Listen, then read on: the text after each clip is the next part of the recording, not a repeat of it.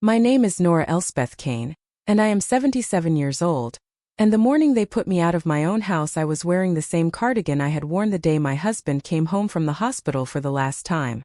I did not plan it that way. I had not planned most of what happened that year. But grief has a long reach, and sometimes it pulls things out of the closet that you thought you had put away for good. The cardigan was green, a dark bottle green that Arthur had picked out at a department store in 1987, because he said it made my eyes look like river water in October. I had laughed at him for saying it and worn it to pieces ever since. By the morning the sheriff's deputy came to my door. The left cuff was fraying and there was a small burn mark near the second button from a cooking accident I could no longer remember the details of. But it still held its shape, and it still smelled faintly of the cedar blocks I kept in the wardrobe, and when I pulled it on that morning before the knock came, I did not think about any of that. I just needed something familiar to hold me together. I had lived in that house on Clement Street for 41 years. If you're enjoying this story so far, don't forget to hit the like button and subscribe. Drop a comment telling me where in the world you're watching from. I love hearing from you. 41 years is long enough to stop thinking of a place as a house and start thinking of it as a body. The kitchen ceiling had a water stain shaped like a running dog that appeared in 1994 after a bad winter and never entirely faded. And I had stopped seeing it the way you stop seeing a birthmark on someone you love. The third step on the staircase made a sound that was somewhere between a click and a groan, and for decades that sound had told me whether Arthur was coming up to bed or going back down for something he forgot. After he died, it told me nothing. But I still knew it was there, the way you know the shape of a room in the dark. My daughter Pauline had moved me into that house after my first grandchild was born. No, that is not right. Let me be accurate because the accuracy matters later. I had always lived in that house. It was my house, bought with Arthur's savings and mine in 1983, paid off in 2001, never refinanced, never borrowed against, never touched. The deed had both our names on it, and after Arthur died it had only mine, and I had never once thought about that piece of paper sitting in the fireproof box on the top shelf of the bedroom closet, because I had never needed to think about it. That was mistake number one.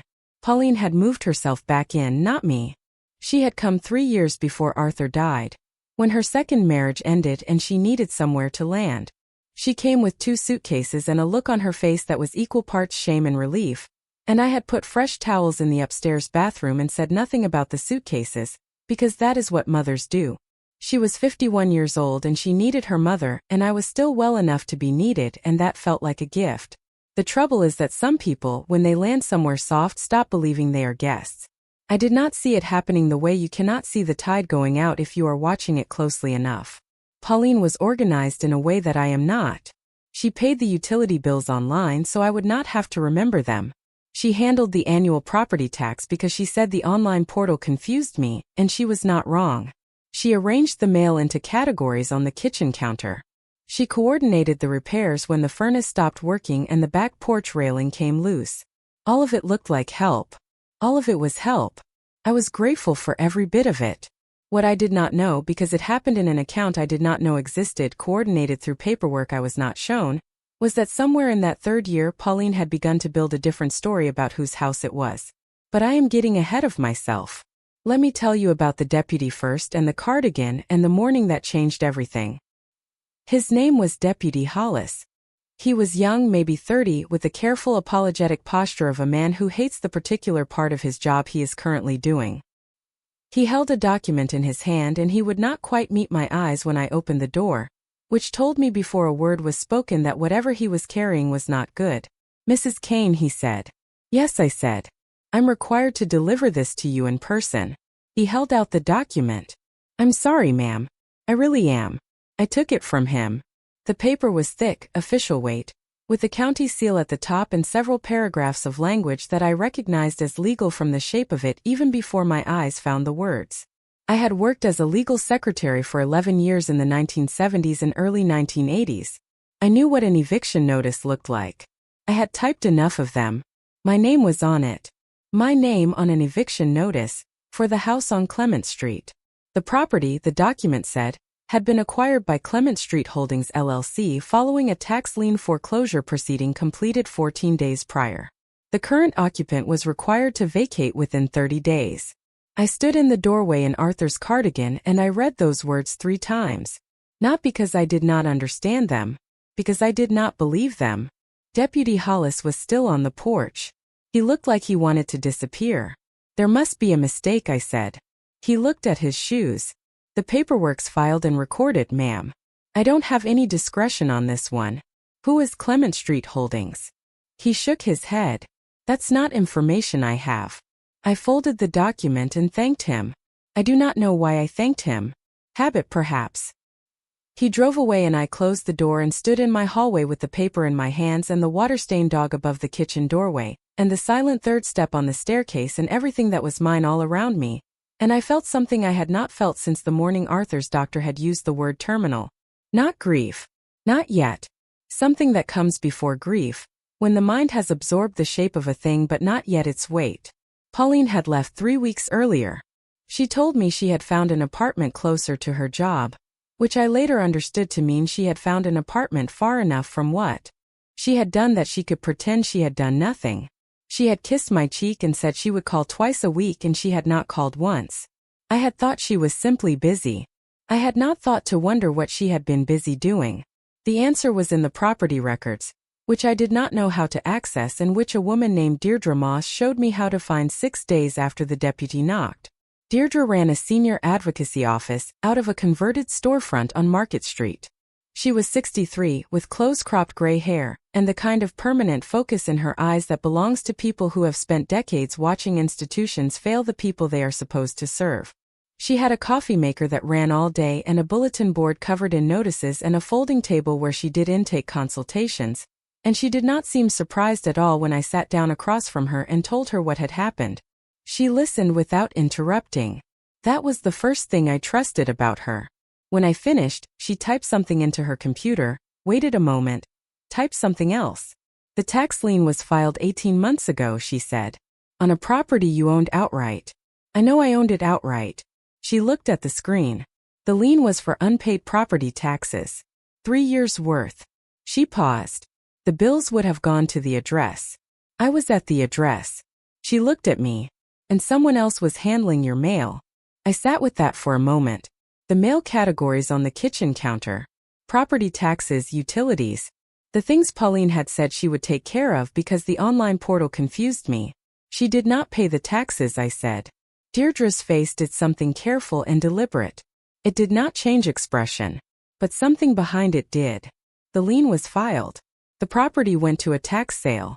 And a buyer acquired it at the sale through an LLC. She paused. These sales move fast.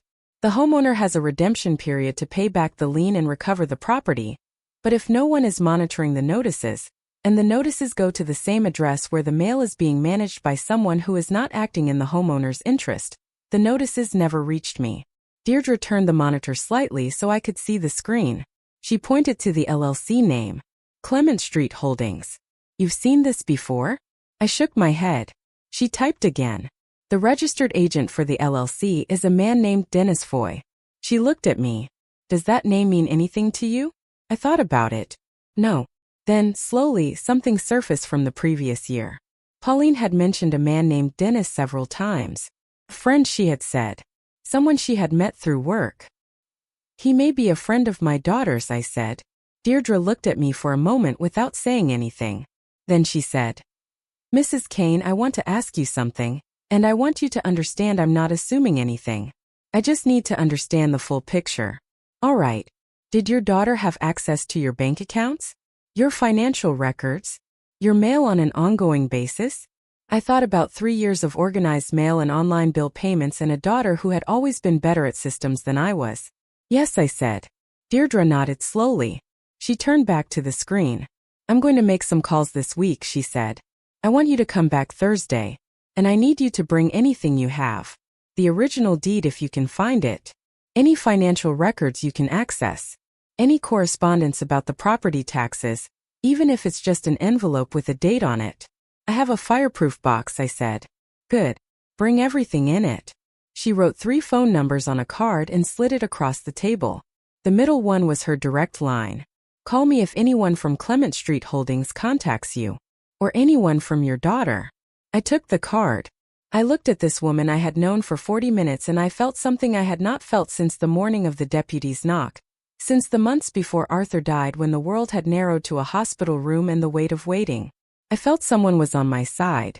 I went home and I got the fireproof box down from the bedroom closet and I sat at the kitchen table and I went through everything in it. The deed was there. Both names, mine and Arthur's, with the date of purchase in 1983, and the date of payoff stamped in 2001. I had not looked at it in years. It was a plain piece of paper with county stamps and notary seals and our signatures at the bottom, Arthur's careful looping print in my smaller cursive, and I sat there for a long time looking at both of our names side by side on a document that said we had built something together and it belonged to us. I put it back in the box very carefully. There were no property tax notices in the box. There were no notices anywhere. I went through the kitchen drawers, the filing cabinet in the spare room, the folder Pauline had kept for household documents. I found utility bills organized by quarter. I found the insurance paperwork for the house, current through the end of the previous year, which meant someone had been paying that. I found the furnace service records and the receipt for the porch repair. But no property tax bills. Not one for 3 years. They had been removed. I understood that now, the way you understand something that has been true for a long time and you are simply now catching up to it. I called my son Marcus that evening. He was my younger child, 53, a contractor who lived 6 hours north with his wife and 2 grown children. We talked every few weeks on average, more during the hard stretches. I told him what the deputy had delivered and what Deirdre had found in the property records, and what I suspected about Pauline and the man named Dennis Foy. Marcus was quiet for a long time after I stopped talking. "Mom," he said finally, "are you telling me Pauline let the house go to tax sale on purpose?" "I don't know," I said. "That's the honest answer." He exhaled. I heard the sound of him moving, stepping outside maybe. The background went quieter. "How long do you have?" 30 days from the notice. "I'm coming down this weekend." "You don't have to. I'm coming down," he said. "We need to figure out where you're going to be in 30 days and we need to figure out whether what Pauline did is something a lawyer can undo." I told him about Deirdre. About the Thursday appointment. "Good." He paused. "Mom, where have you been sleeping?" "In my bedroom," I said. He made a sound I recognized as relief mixed with worry. "Good. Don't move anything. Don't let anyone in the house until I get there." He arrived Saturday morning with his wife Carol, who brought a casserole and said nothing about any of it, which was exactly right. Some kindnesses work by not being spoken. The 3 of us went through the house together and Marcus took photographs of everything, room by room, methodical the way he is with job sites because Marcus deals with things by documenting them. He photographed the fireproof box and its contents. He photographed the filing cabinet. He photographed the absence of property tax notices, which sounds strange but made sense to him. He is not a lawyer. But he has spent 30 years as a contractor reading contracts and property surveys and title documents, and when he sat down at my kitchen table with the eviction notice and the deed and a legal pad, he had the focused, quiet expression of a man triangulating a problem. "There's something wrong with the timeline," he said after an hour. "Tell me," I said. "The redemption period," he said. "Most states give a homeowner a set amount of time after a tax lien sale to redeem the property. Pay the lien plus penalties and get the house back." He looked at his notes. "You had 12 months from the sale date. The sale was 11 months ago." I stared at him. "Which means the redemption period hasn't expired," he said. "By about 3 weeks." I sat with that for a moment. The morning of the deputy, the document in my hands, the words that had felt so final. "If it hasn't expired," I said, "then technically the house is still redeemable." He tapped the legal pad. "The eviction notice is premature. They're trying to push you out before you know you have a right to stay." I thought about Clement Street holdings. About Dennis Foy. About a man registered as the agent of an LLC named after the street my house was on, as though he had already decided it was his before the paperwork was finished. I thought about Pauline. "How much is the lien?" I said. He checked the document. "Principal plus penalties and interest. About $14,000. I did not have $14,000. I had a small savings account that Arthur and I had maintained for emergencies, and it held approximately $9,000. The rest of what we had built over our lives together had gone to his final medical bills and the funeral in the years since. Marcus looked at me. He did not say anything yet. Carol, who had been quiet in the corner of the kitchen with her tea, said, "Marcus. His college fund." He looked at her. "You put that money in a savings account 2 years ago when Daniel said he wasn't going. It's just sitting there." Marcus looked back at me. He rubbed the back of his neck the way Arthur used to do when he was working through something. "It's 5,000, he said. "That plus your 9 covers it. With a little left over." I started to say no. I started to say all the things a mother says when her child offers to use his own savings to rescue her from her daughter's damage. I had most of the words ready. Marcus said, "Mom, stop." Then he said, "It's your house. Supposed to be yours." And then he said the thing that undid me completely. "Dad paid it off," he said. "We're not letting someone take it away." I did not cry at the table. I waited until I was in the bathroom with the door closed and the water running, which is where I have always gone to fall apart privately. Arthur taught me that, not by instruction but by example, and it has served me well. When I came back to the kitchen, Marcus was already on the phone with a woman named Elspeth Cain, who turned out to be a property attorney that Marcus had used for a title dispute on a job site 3 years earlier. He was describing the situation in the precise, organized way he describes job site problems. Timeline, dollar amounts, names, dates. Elspeth Cain was asking questions I could hear only as a murmur through the phone. Carol handed me a cup of tea without a word and I sat down and wrapped both hands around it. By Sunday evening, Elspeth Cain had reviewed the documents and confirmed what Marcus had found. The redemption period had not expired. The eviction notice was procedurally incorrect. As the original deed holder, I had the right to redeem the property by paying the lien amount plus fees before the redemption clock ran out, which gave us 18 days. She also said something else. She said she would like to know more about how the tax lien had gone unnoticed for 3 years by the deed holder. She said that if evidence suggested the notices had been deliberately intercepted or suppressed, that was a matter that went beyond the civil redemption proceeding. I told her about Deirdre, about the property records in Dennis Foy, about Pauline's role in managing the house finances. Elspeth Cain was quiet for a moment. "Mrs. Cain," she said, "when you go to see your advocate on Thursday, I'd like you to give her my number." I wrote it down. The next morning, Monday, I woke at 5:30 the way I always do, because Arthur was an early riser and 40 years of his habits had rearranged my internal clock permanently. I made coffee and I sat at the kitchen table in the bottle green cardigan, and I looked at the water-stained dog on the ceiling and I thought about what Marcus had said. "It's your house. We're not letting someone take it away." I thought about the 41 years of it. The way the light came through the east window in the morning and crossed the floor in a long yellow band that moved slowly across the tile as the hour changed. A thing I had watched for decades while I drank my coffee.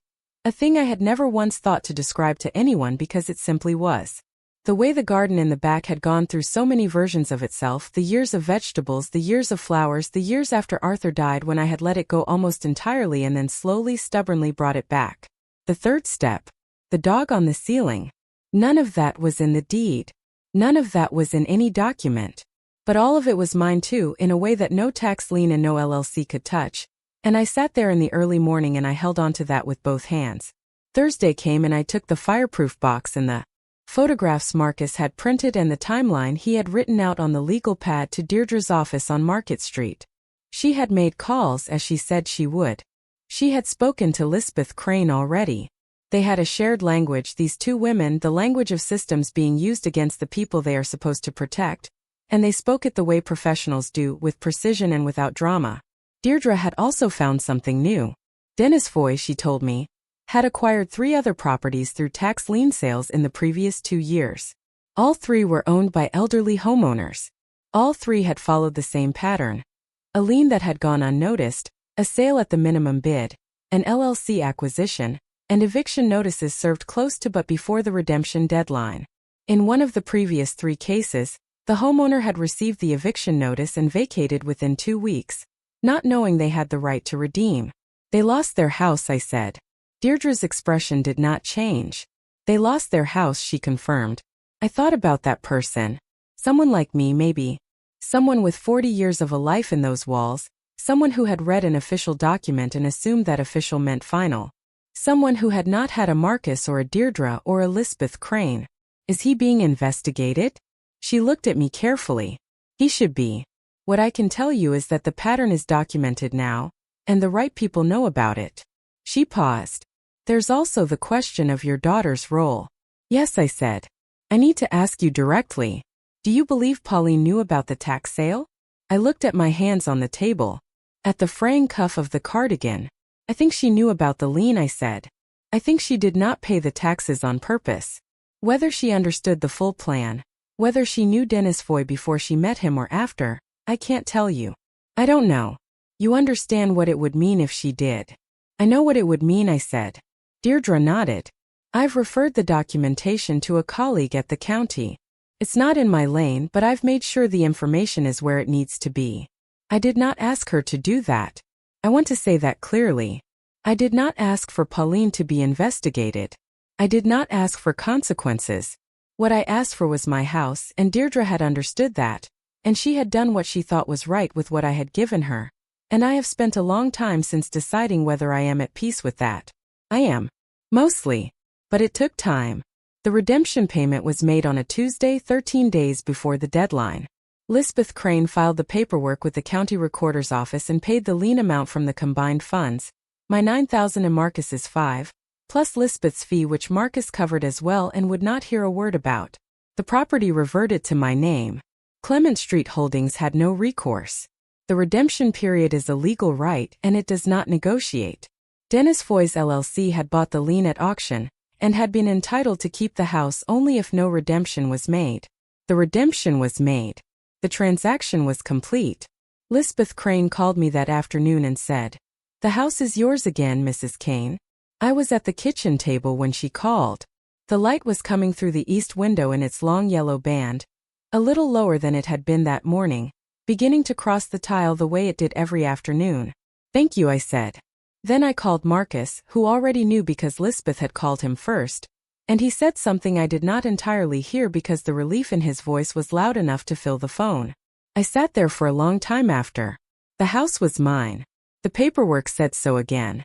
But I was 77 years old and I had $900 left in the account that had held $9,000, and Marcus's savings were gone, and my daughter had not called, and the 30-day clock on the eviction notice had been stopped but not erased, and the man named Dennis Foy still had 2 of those 3 houses.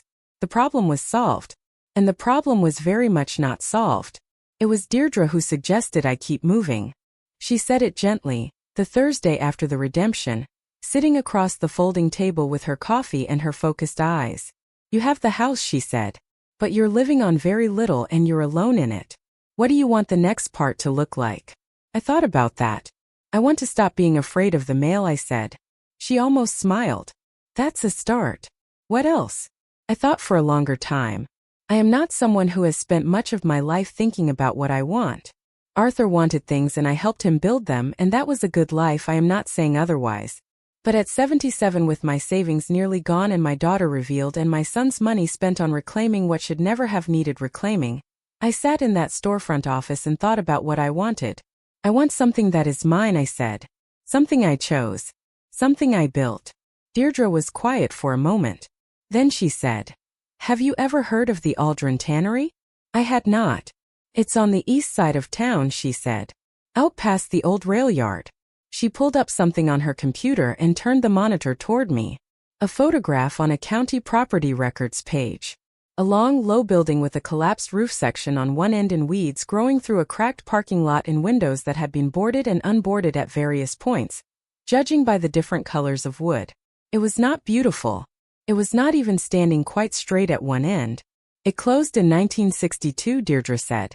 "The county has held it since a tax seizure in 1987. Nobody has ever bought it." She paused. "It's been listed for years at various prices. The current listing is $6. I looked at the photograph of the collapsed roof and the cracked parking lot and the building that had been waiting since 1962 for someone to come back. $6, I said. "County just wants someone to take on the liability and the restoration obligations. There's a deed restriction that requires any buyer to preserve the structure. They've never found a taker." "Why are you telling me this?" She looked at me. "Because you said you wanted something that was yours. And because in 20 years of doing this work, I have learned that sometimes the thing nobody else wants is exactly the right thing for Someone who has just survived something nobody else believed they could survive. I looked at the photograph for a long time. I did not say yes that day. I went home and I thought about it for a week, and I talked to Marcus, who asked a dozen practical questions that I did not have answers to, and Lisbeth, who looked up the county deed restriction and read it carefully and said the preservation requirement was broad enough to allow a range of uses. And I thought about what it means to be 77 and to have had your house taken and given back in the same month and to still be standing. I thought about the tannery on the east side of town, past the old rail yard, waiting in the weeds since 1962. I wrote a check for $6 on a Tuesday morning. What happened next is the part of this story I was not ready for. I had survived the eviction. I had reclaimed the house. I had spent a week in the careful, practical work of recovery, of bank accounts and legal documents and phone calls with Marcus and meetings with Deirdre, and I had done all of it from a place of controlled purpose that had kept me moving forward. But the tannery was different from the moment I unlocked the door.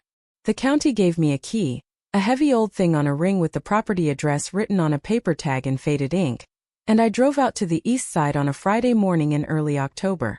The sky was the particular shade of gray that belongs to that month in this part of the country, not threatening, just settled into itself, the kind of sky that has decided it is autumn and is not going to be argued with. The parking lot was worse than the photograph. Several of the crack sections had shifted over the decades, and there was a small tree, an opportunist, growing up through a gap near the south corner. The weeds were knee-high along the walls. The boarded windows had a regularity to them that suggested someone had done it methodically at some point, walking the perimeter, nailing up boards one by one, closing the building's eyes. I stood in the parking lot with the key in my hand for a few minutes before I went to the door. The front entrance was a wide, heavy door, wood-framed with iron hardware, the kind of construction that was already old-fashioned when this building was built and which had nevertheless outlasted the industry it served. The lock was stiff. I had to work the key back and forth twice before it turned. The door opened inward. Slowly. Into the dark. I stood in the doorway and let my eyes adjust. The interior was one long space, high-ceilinged, with light coming through the gaps in the boarded windows in pale parallel lines that crossed the floor and lit up the dust that had been disturbed by the door opening. The floor was concrete, cracked in several places, and covered in 60 years of accumulated debris, leaves and paper and things that had blown in through the unboarded windows before they were boarded and never left. In the far corner, where the roof had partially collapsed, there was a mass of fallen timber and debris that let in a raw rectangle of gray sky. Along the walls were metal fixtures, frames and brackets and anchoring points for equipment that had been removed long ago. And on one wall, running the full length of it, was a series of wooden shelving units, still standing, remarkable and improbable in their survival, and on those shelves, I walked toward them before I had finished the thought. On those shelves, in the particular disorder of things that were once organized and then abandoned by the people who organized them, were the records of the Aldren tannery. Ledgers, binders, order books, receipt books. A row of them, decades of them, the paper yellowed but largely intact because the room had stayed dry enough, the roof collapse being recent enough, to have preserved most of what was here. I pulled one from the shelf carefully. A ledger, bound in dark cloth, with the year 1947 stamped on the spine. I opened it and the pages held, their ink faded but legible, column after column of entries in a handwriting I recognized as the handwriting of a careful person, someone who believed that what they wrote down would matter to someone eventually. I stood in that long cold room with a 60-year-old ledger in my hands and the parallel lines of light crossing the floor and the rectangle of gray sky visible through the collapsed roof, and I felt something shift. Not grief this time. Not the thing that comes before grief. Something older and steadier than either of those. Recognition. I want to tell you what it is like to stand inside a building that has been empty for 60 years, because most people have never done it and the experience is not what you would expect. You expect decay. You expect ruin. And there is decay, the collapsed roof section letting in that rectangle of raw October sky, the concrete floor heaved and cracked by decades of freeze and thaw, the smell of old wood and cold stone and something underneath that I could not name right away and then recognized as the particular smell of leather, faint but present, still held in the walls of a building that had processed hides for the better part of 40 years. That smell was the tannery's memory of itself, still there 60 years after the last worker had locked the door. But the other thing you notice, the thing you do not expect, is how intact it all is. I had assumed ruin meant emptiness. I had assumed that 60 years of vacancy would have stripped the place down to bare walls and broken concrete, that whatever had been here would have been taken or destroyed or simply dissolved by time. And some of it had. The equipment was gone, the large machinery that would have filled the main floor. All of that had been removed before the closure or shortly after, leaving only the brackets and anchor points in the walls. The windows had been broken and rebored. The roof had failed on one end, but the records on the shelves were here. The shelving itself was here. And as I moved further into the building, the heavy ledger still in my hands, I found more. There was a foreman's office at the far end of the main floor, separated from the workspace by a wood-framed glass partition, most of the glass intact. Inside it, a desk with the remains of what had been on top of it when the building was locked, a blotter dry and cracked, a pen holder empty, a small framed photograph face down on the surface. I turned the photograph over. A man in his 40s in work clothes standing in front of this building. Behind him the walls were clean and the windows were clear and the parking lot did not have a tree growing out of it. He was squinting into the sun and he was not smiling exactly, but there was something in his posture, the easy weight of a person on ground they know is theirs. I set the photograph back down, face up this time. The shelves held 40 years of the Tannery's life. I pulled ledgers at random and opened them and read entries the way you read entries, not all of them, just enough to understand what they were. Purchase records. Payroll. Customer orders. Supplier invoices.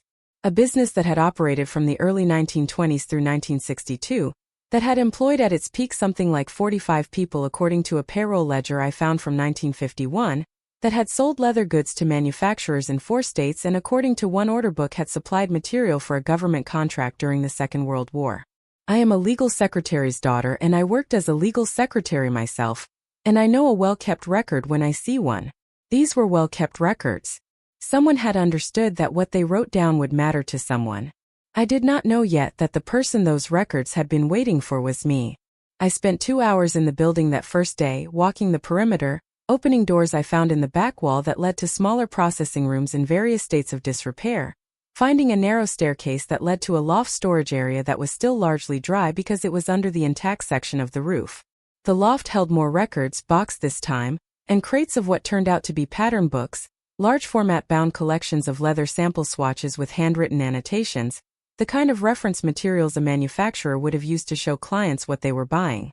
When I came back down the stairs and stood in the main room again, the light through the boarded windows had shifted.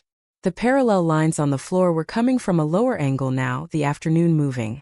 I had been here longer than I realized. I locked the door behind me and drove home. That evening I called Marcus and told him what I had found. He was quiet for a moment. Records. 60 years of them. Ledgers, order books, pattern books. All of it still there. He processed that. Mom, what are you planning to do with a building full of 60-year-old Tannery records? I don't know yet, I said. But I keep thinking someone should. He did not argue with that. Marcus had grown up watching me do things methodically and without announcing them, and he had long since stopped asking me to explain myself in advance. What I did not tell him, because I did not have the words for it yet, was the thing I had felt standing in that building. The recognition. The sense that the records on those shelves had been waiting in the particular way that things wait when they were made with care and then abandoned by the people who made them. Like they had been placed there by someone who believed, even in the act of leaving, that someone would eventually come. I had spent 3 years watching my own things be quietly moved around me without my knowledge.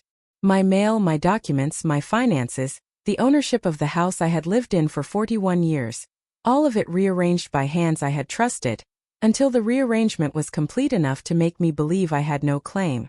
I knew what it felt like to be a thing that had been put aside by the people who should have kept it. The Tannery and I had that in common.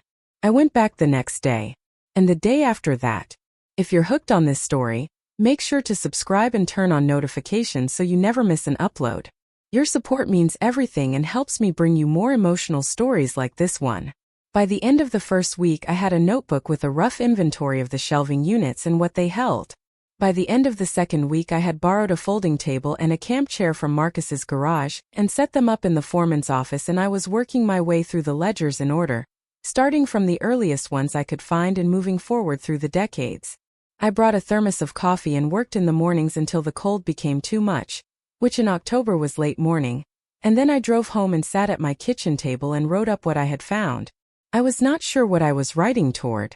I had not been a researcher. I had been a legal secretary and then a wife and then a mother and then a widow. But I had 41 years of practiced attention to the detail of documents, and the ledgers were documents, and I read them the way I had read everything in my professional life, which was carefully and without skipping the parts that seemed unimportant, because the unimportant parts are where the real information lives.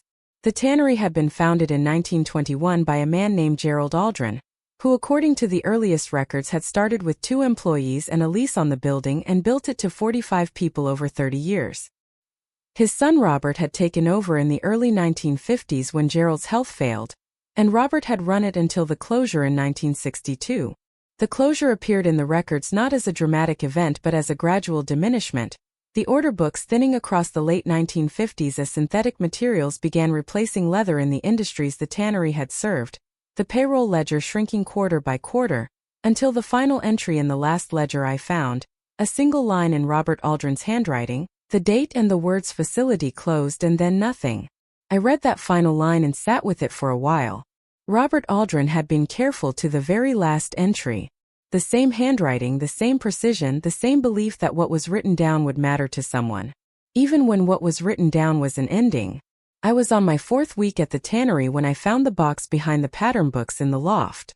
It was not hidden exactly. It had been placed behind the other boxes at the back of a shelf, in the particular way you place something when you are not hiding it but you are not putting it where it will be immediately visible either. A wooden box, the kind that once held something specific and was repurposed for storage with a hinged lid and a simple latch. Inside, wrapped in oilcloth that had kept them dry across 6 decades, were 3 items. The first was a deed. Not a deed to the tannery building, which the county had held since 1987. A deed to a parcel of land, approximately 3 acres, adjacent to the tannery property on its eastern side. The deed was in Robert Aldren's name, dated 1958, 4 years before the closure. The property description matched a stretch of scrubland I could see from the tannery's eastern windows, overgrown now, indistinguishable from the general disorder of that end of the neighborhood. The second was a letter, handwritten, addressed to no one, which I understood to mean it was addressed to whoever opened the box. I will come back to this letter. The third was a smaller envelope, sealed, with a single word on the front in the same handwriting as the letter. Aldren. I sat in the loft with these 3 things in my lap, and the October light coming through the one small window at the end of the space, and I did not open the envelope right away. I read the letter first. It was 2 pages, written in a hand I recognized from the ledgers as Robert Aldren's, and it said this. He had known the tannery was closing.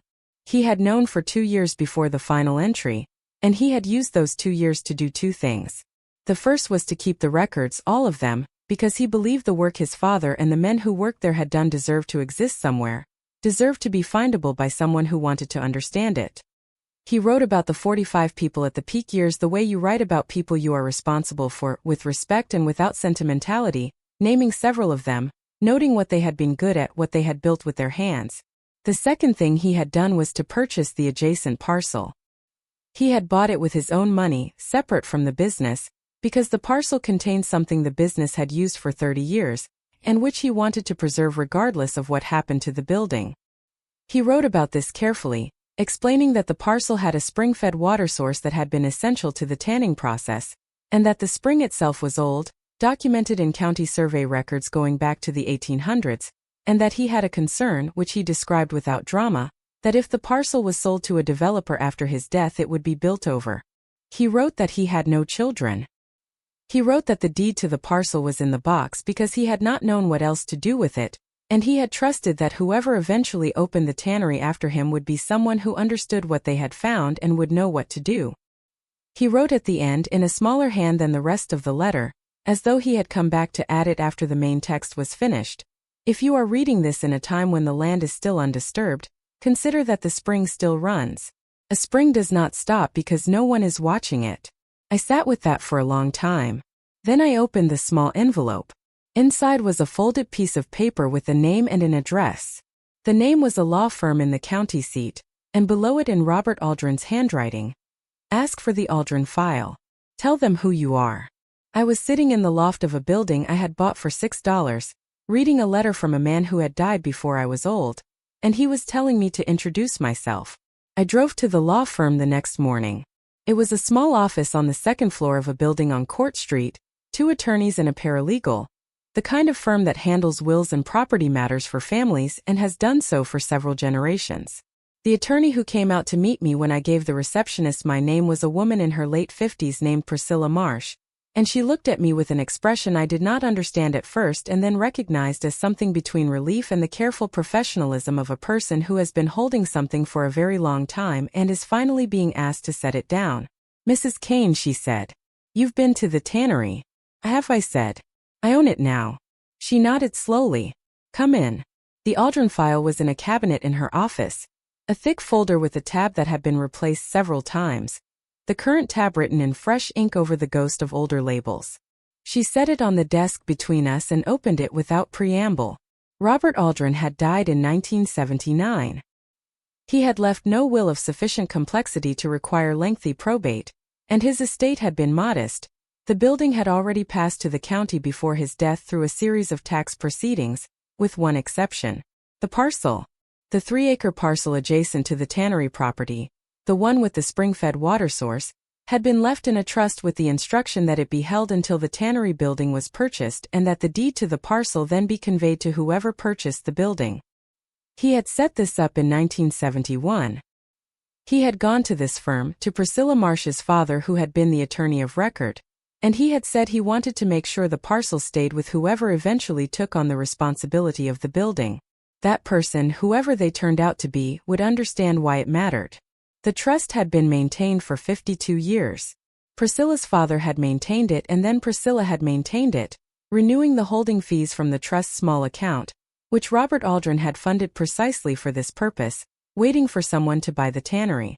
No one had bought the Tannery until I wrote a check for $6 on a Tuesday morning. "I am now the owner of 3 acres of land adjacent to the Tannery," I said. Priscilla Marsh slid the deed across the desk. "As of today," she said. "Yes." I looked at the deed. My name, typed by her paralegal that morning when I called ahead, was in the space where the grantee's name went. "Does anyone know this parcel exists? I mean, other than this office?" She considered that. "The county survey records show it. Anyone doing a thorough title search on the Tannery property would have found it as an adjacent parcel. But the connection to the trust, the fact that it conveyed automatically to the Tannery buyer, that was only in the trust documents, which were in this office."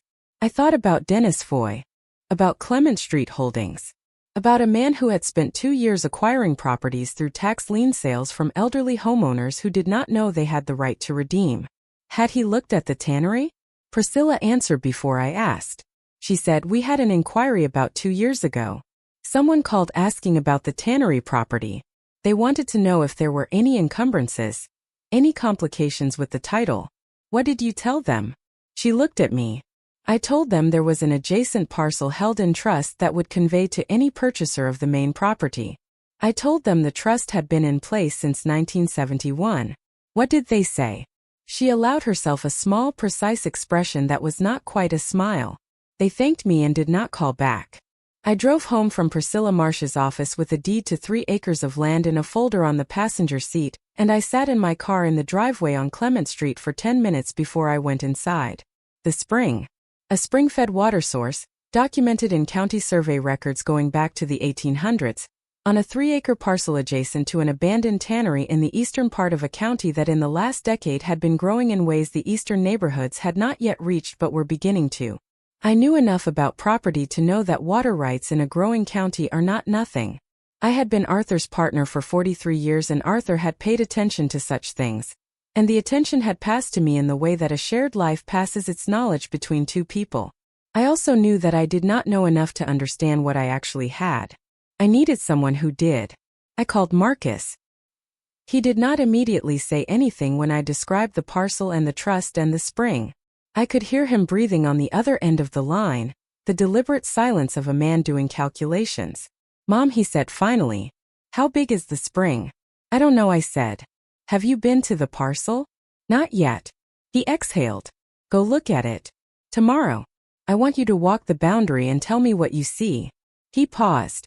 and then I want to make a call.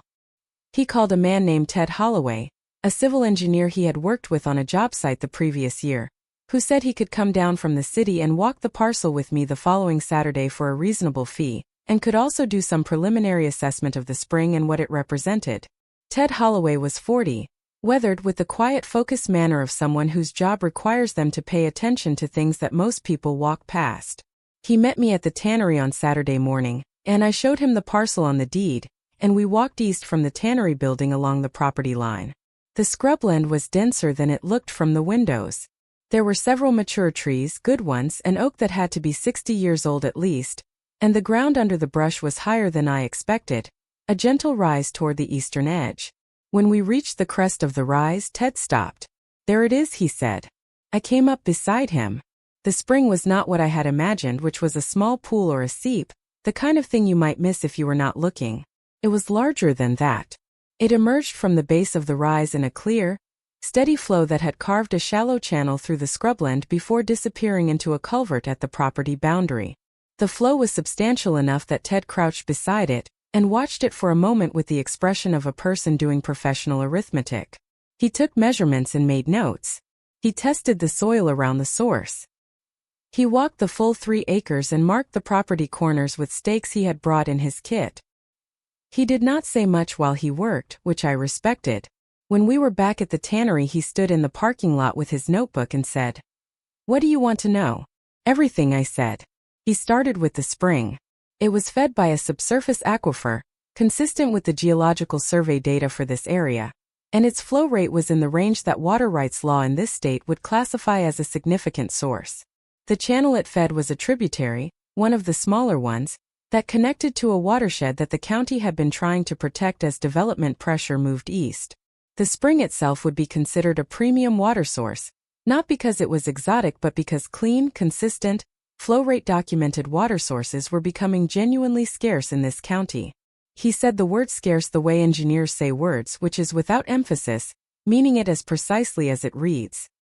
He told me the 3 acres themselves, separated from the spring question, were buildable land in a zone that the county had recently rezoned for mixed-use development. The parcel had road access from a county road that ran along its northern boundary. The trees on it were mature enough to qualify for a heritage designation that would restrict removal but also, in a market that was increasingly paying for preserved green space, add value rather than subtract it. He did his arithmetic out loud for me the way good engineers do so that the numbers came out as logic rather than surprise.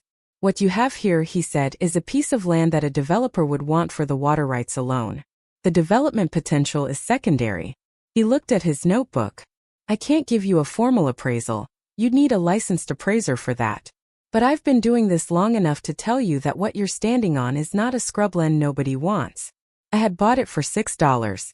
The deed transferred automatically to the buyer of a building that the county had listed at a minimum bid, because no one had ever wanted the liability.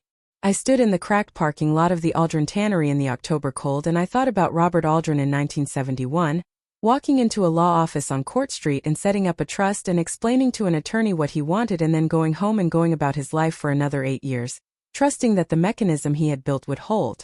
Priscilla Marsh's father had maintained that trust. Priscilla had maintained it. 52 years of annual renewals, waiting for someone to buy a building that no one wanted. And Dennis Foy had called 2 years ago and asked about encumbrances, and had been told about the parcel and trust and had decided the complication was not worth his trouble. He had been looking for easy. He had found a building with a trust attached and walked away. I had found the same building and walked in. Ted Holloway left me a copy of his notes and said to call him when I was ready for next steps. I thanked him and I meant it, and I drove home and made coffee and sat at the kitchen table and thought about next steps for a long time. The thing about having very little money at 77 is that it clarifies your thinking. I had $900 in my account and a house that was mine again and a tannery I had bought for $6 and 3 acres of land I had not known about when I wrote that check. I did not have the resources to develop anything. I did not have the interest in developing anything. What I had was a decision to make about what the land meant and what I was going to do with it. I called Deirdre first. She listened the way she always did without interrupting, and when I finished she said, "Have you told Marcus? He knows about the parcel." Not the full appraisal picture yet.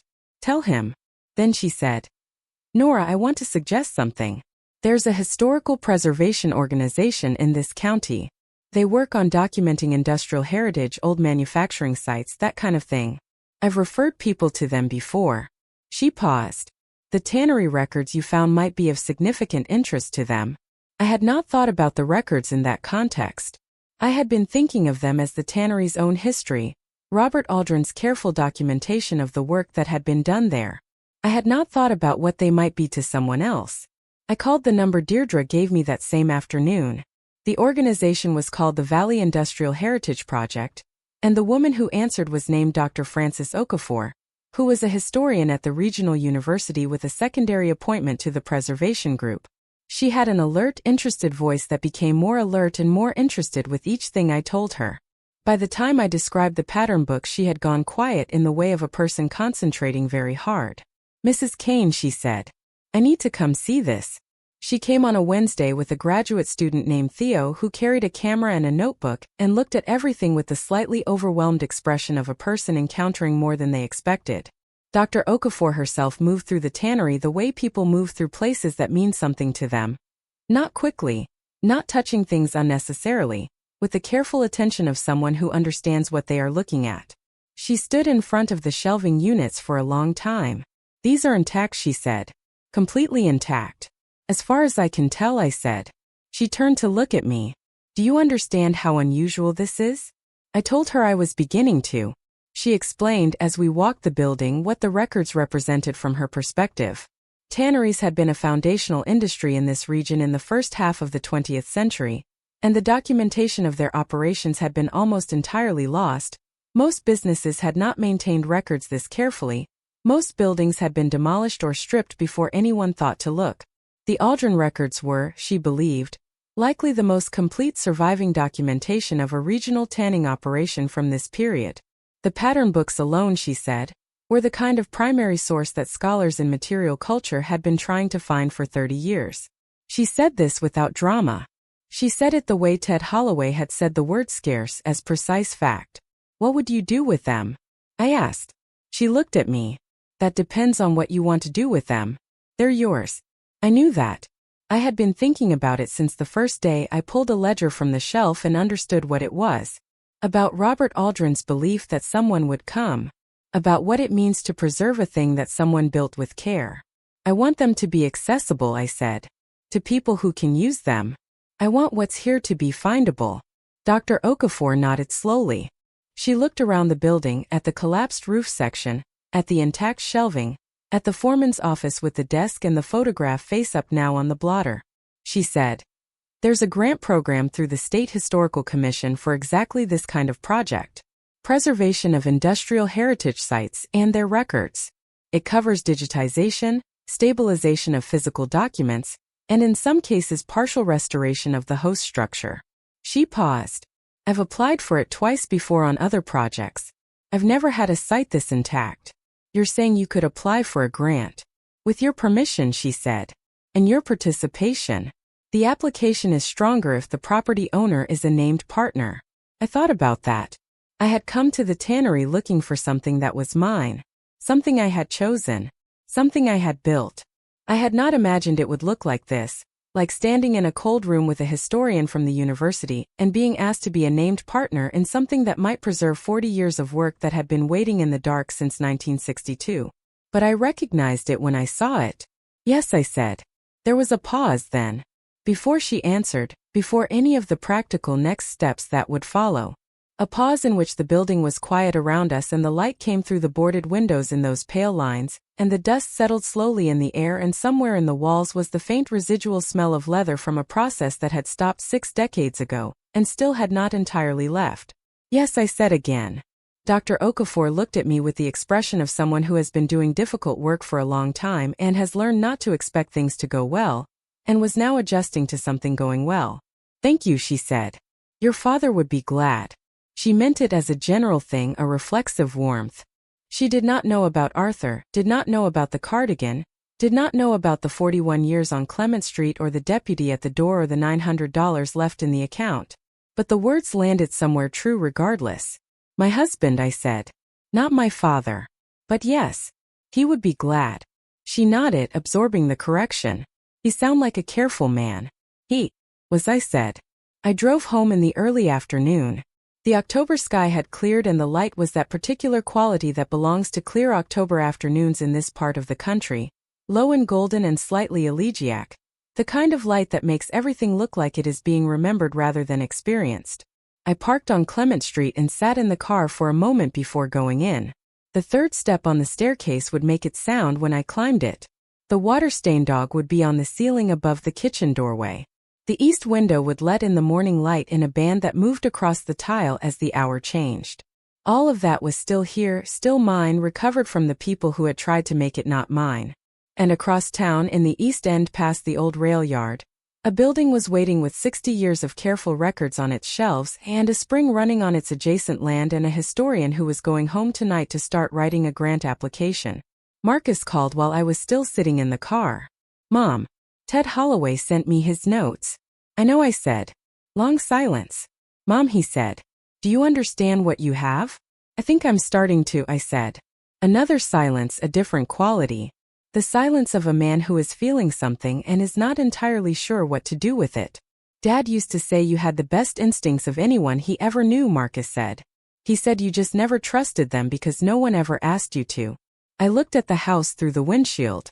The green front door that Arthur had painted the summer before he got sick, choosing the color with the same careful deliberateness he brought to everything. He asked me to, I said.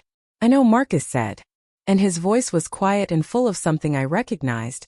The particular emotion that does not have a clean name, that is grief and love and gratitude arriving together in the same moment and not separating out into anything simpler. I got out of the car and went inside. The third step made its sound. I stood on it for a moment before continuing up. There were things I still did not know. What the land was worth. What the grant application would produce. What Pauline had known and when she had known it, and what, if anything, would come of Deirdre's referral to the county. Whether Dennis Foy was being looked at and what being looked at would mean for the people whose houses he had already taken. I did not know any of that yet. The story was not finished. But there is a place in the middle of a long thing where you can see, even without knowing the ending, that the direction has changed. That you are no longer moving towards something being taken from you. That you are moving towards something else. I had been afraid of the mail for 3 years. I had been afraid of official documents, of phone calls from people with institutional voices, of the paperwork that arrived in envelopes with county seals. I had been afraid because I had learned the hard way and in the worst possible way, that official-looking things could be built by people with bad intentions, and that the machinery of property and law could be aimed at you by someone who lived in your house and knew your habits and understood exactly how much you were likely to trust. I was not afraid of the mail anymore. That is not a small thing. It may not sound like much next to a historic preservation grant or a spring-fed water source on 3 acres of land, in a county where water rights were becoming scarce. But it was the thing that mattered most to me, standing on the third step of the staircase on Clement Street in the bottle green cardigan with the fraying cuff, the house quiet around me and the October light falling through the hallway window. I was not afraid anymore. I climbed the rest of the stairs. The grant application took 11 weeks to prepare. I know that sounds like a long time, but Dr. Francis Okafor had told me from the beginning that these things move on their own schedule, and that the preparation itself was the work, meaning that the application was not a summary of what you intended to do but a demonstration of what you already understood. She said the reviewers could tell the difference between a proposal built on genuine knowledge of a site and one built on good intentions, and that the Aldren records gave us the kind of primary evidence that most applicants spent years trying to locate. She came to the Tannery twice a week through November and into December. Theo, her graduate student, came more often than that, cataloging the shelving units with a camera and a spreadsheet, photographing each ledger's spine and selected interior pages, cross-referencing dates against the county's own historical records to build a timeline of the tannery's operation within the broader context of the regional industry. I was there every morning. I had started arriving earlier, the cold notwithstanding, because the building had begun to feel like somewhere I was going rather than somewhere I was exploring. I brought the folding table and the camp chair and the thermos, and I worked my way through the remaining ledgers in the upper loft, making notes in the notebook I had started during the first week, building the kind of record of a record that a legal secretary makes by instinct when the material matters. Dr. Okafor read my notes one afternoon and was quiet for a moment. Have you considered, she said, that what you're doing is exactly what he did? I looked up. She nodded toward the shelving units. Robert Aldren. He documented everything because he believed it would matter to someone. She looked at my notebook. So do you. I had not thought about it that way. I thought about it after she said it. I had spent my professional life believing that what was written down would matter. I had typed documents for lawyers who believed the same thing. And I had done it with the care of someone who understood that a missed word or a wrong date in a legal document was not a clerical error, but a failure of the document's entire purpose. I had brought that same care to Arthur's household finances, to the children's school records, to the fireproof box on the closet shelf with the deed and the insurance paperwork and everything that documented what we had built. And then I had trusted someone else to care for those things and she had not cared for them at all, and the documentation that was supposed to protect me had been arranged against me instead. But here I was, still writing things down, still believing it mattered. Some habits are deeper than damage. The news about Dennis Foy came in November, about 6 weeks after I had walked into Priscilla Marsh's office and picked up the deed to the Aldren parcel. Deirdre called me on a Thursday morning, while I was at the kitchen table with coffee and my Tannery notebook. I wanted to let you know, she said. There's an investigation open. The county prosecutor's office and the state attorney general's housing division both have it now. I set down my pen. The 3 other properties, I said. Those in yours. She paused. And 2 more that came to light after the referral. 5 cases total. 4 of them elderly homeowners who lost property through the same pattern. 1 of them had already vacated before the redemption period expired. The case on that property is the strongest because the harm was completed. What happens to that person? A pause. That's the harder question. The investigation might result in the transfer being unwound, depending on what the prosecutor can prove and what remedies the court orders. She sounded careful, measured, the way she always did when the outcome was uncertain. What I can tell you is that what you brought me set something in motion. The documentation you gave me. The timeline Marcus built. The evidence that the notices had been deliberately kept from you. That gave the investigators a template. I thought about the person who had vacated before they knew they had the right to stay. Someone like me, maybe. Someone who had read an official document and believed that official meant final. Is Pauline part of it? Another pause longer. Her name is in the file, Deirdre said. The connection to Dennis Foy is documented. Whether she's a subject of the investigation or a witness is something I genuinely don't know, and it may not be determined for some time. I understood. I thanked her and I sat with the phone on the table after the call ended and I looked at the water-stained dog on the ceiling. I had not called Pauline. She had not called me. In the weeks since the deputy's knock and the recovery of the house and everything that had followed, there had been a silence between us that I did not know how to describe. It was not clean. Silence between a mother and a daughter never is. But it was necessary, the way a clean break is necessary when a thing cannot be treated without first being separated from what was hurting it. I did not know what I would say to her when the time came. I knew it would come. She was still my daughter. I had been present at her beginning and I would be present in some form at the reckoning, whatever shape it took. But not yet. Marcus called that evening, as he often did when something had moved in the case. Deirdre had contacted him too. 5 cases, he said. I knew about the others but not that there were 2 more. Neither did I. He was quiet for a moment. Mom, how are you doing with all of this? I am making progress on the grant application, I said. That is not what I asked. I know, I said. I am doing what I always do, which is keeping going and thinking about it in the spaces between. He made a sound I recognized as the sound of a son who has accepted his mother's answer, and is not satisfied with it but knows her well enough to leave it there. Come down for Christmas, I said. We already planned to, he said. I know. I am saying it out loud because it sounds like what it is, which is something I want. He was quiet again. I could hear in the silence that he was deciding whether to say the thing that had been living under our conversations for weeks, the thing neither of us had named directly. He said it. She should not have done it, Mom. Whatever was going on with her, whatever she thought she was entitled to or whatever that man told her. It doesn't matter. She should not have done it. I know, I said. And you should not have to be the one who figures out how to live with it. That one took a moment. I am 77 years old, I said. I have been figuring out how to live with things for a long time. I am not bad at it. He did not say anything. I am not saying it does not hurt, I said. I am saying I know how to carry it.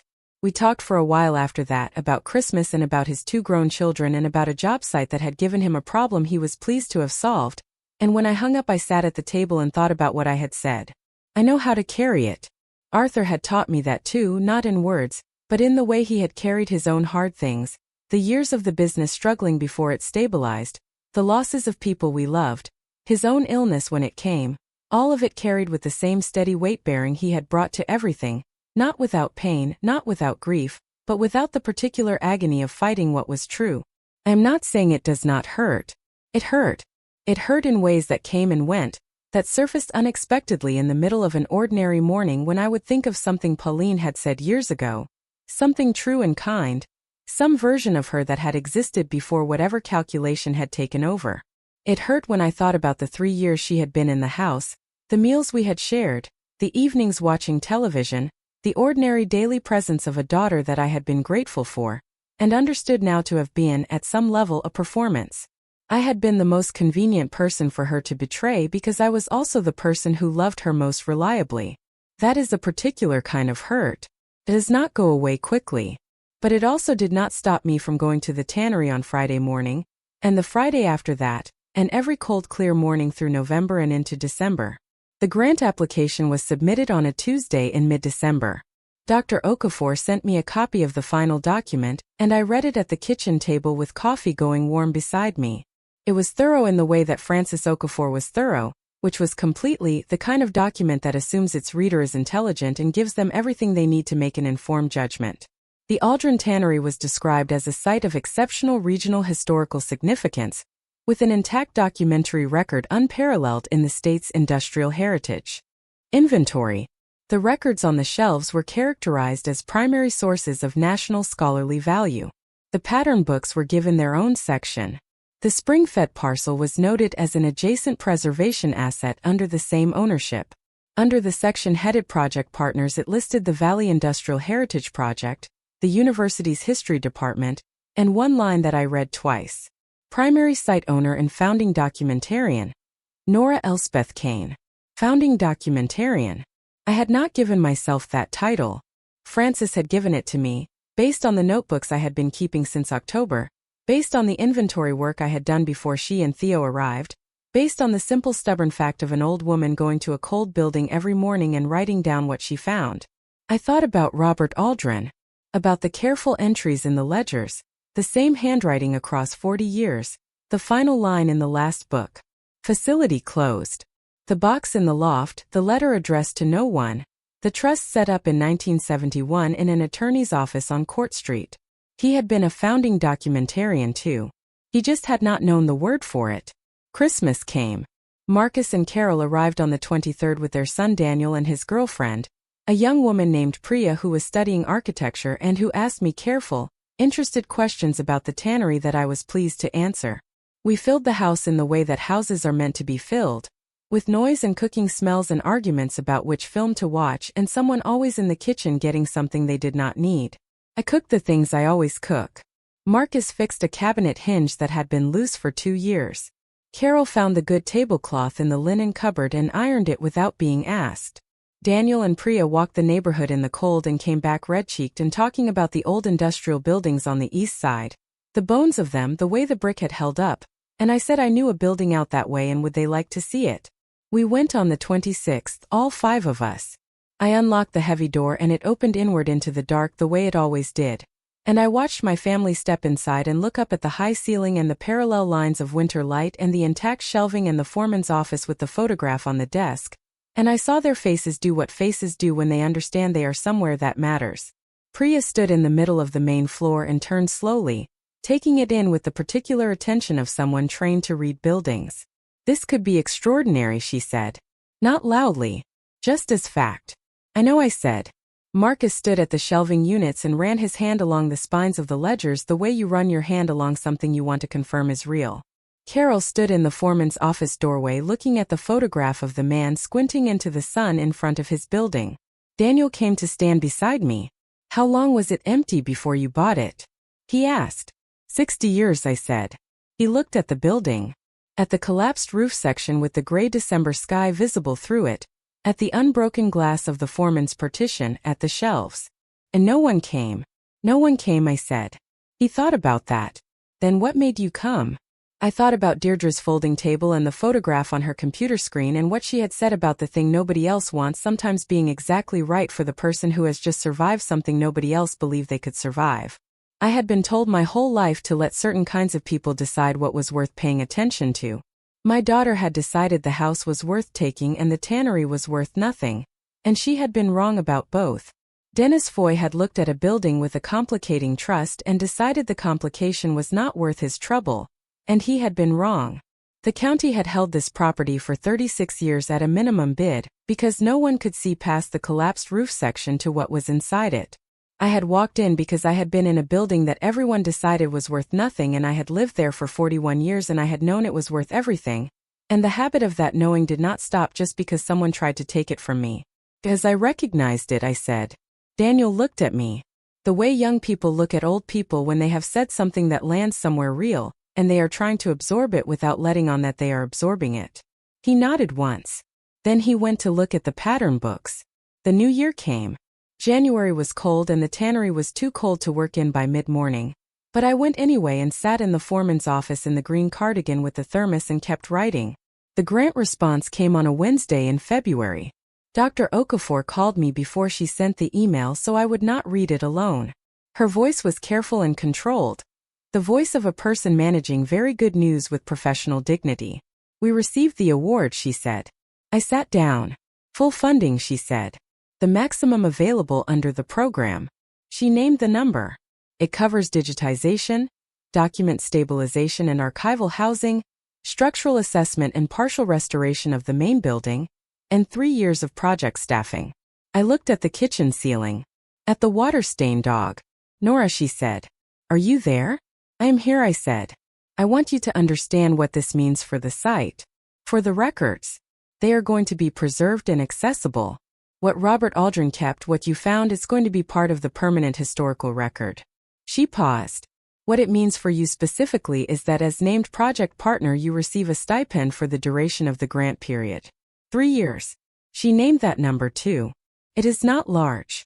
But it is real and it is regular and it is recognition of work you have already done. I had not expected that. I had not known it was possible. Is that standard?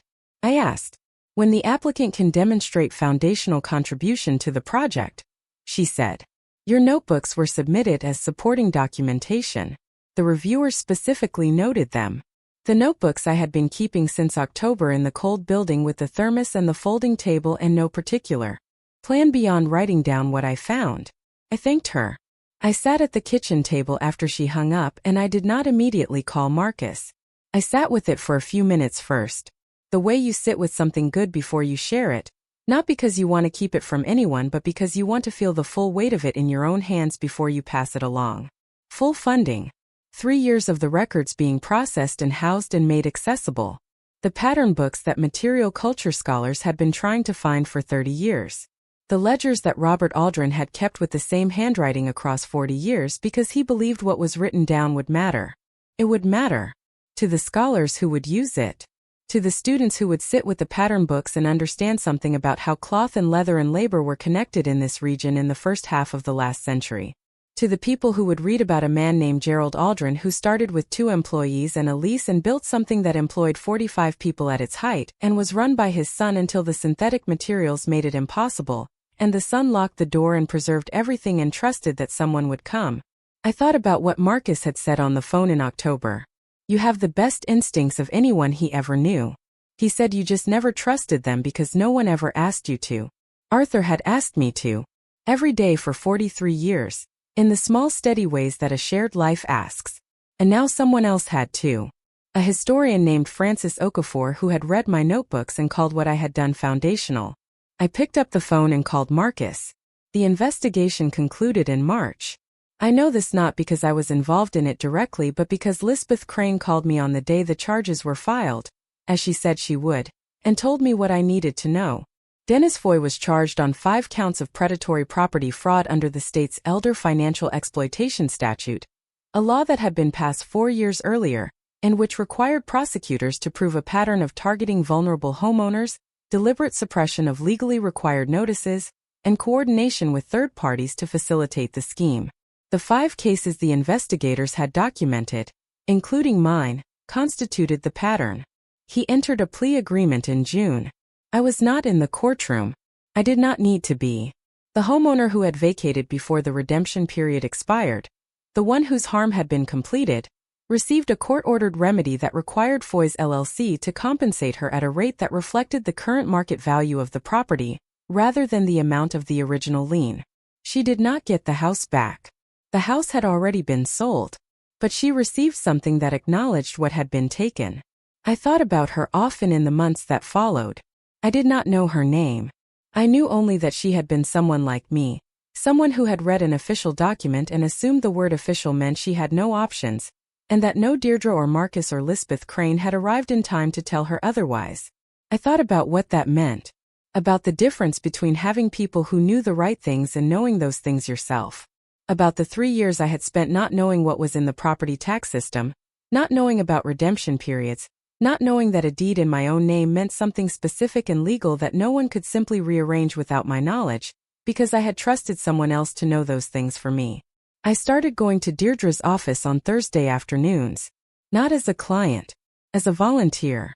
I sat at a second folding table and I talked to the people who came in with their official documents and their confused faces, and I told them what I knew, which was the specific, grounded knowledge of a woman who had been on the wrong side of those documents and found her way back. Deirdre said I was the best intake volunteer she had ever had because I never made anyone feel foolish for not knowing what I had not known either until it was almost too late. I did it every Thursday. I do it still. Pauline called in April. I had been waiting for it and dreading it and thinking about it since November. And when the call came, it was a Tuesday evening and I was at the kitchen table with a cup of tea and the day's mail, opened and sorted, nothing frightening in it. Her voice was smaller than I had ever heard it. The voice of a person who has been through something and come out the other side not knowing quite who she was on that side. I answered. I said her name. I waited. She said, "Mom, I don't know where to start." I know, I said. She did not say the things I had imagined she might say. She did not make excuses or offer explanations that reframed what had happened. She said she had been speaking with an attorney who had advised her about her cooperation with the investigators, and she said there was going to be a process that she would have to go through, and she said she was frightened. "Are you all right?" I said. She started to cry. Not loudly. The crying of someone who has been holding something for a long time and has run out of the ability to hold it any longer. I sat with that for a while, with the sound of my daughter crying in my ear and the tea going cool in my hand, and the mail sorted neatly on the table in front of me. What I felt was complicated.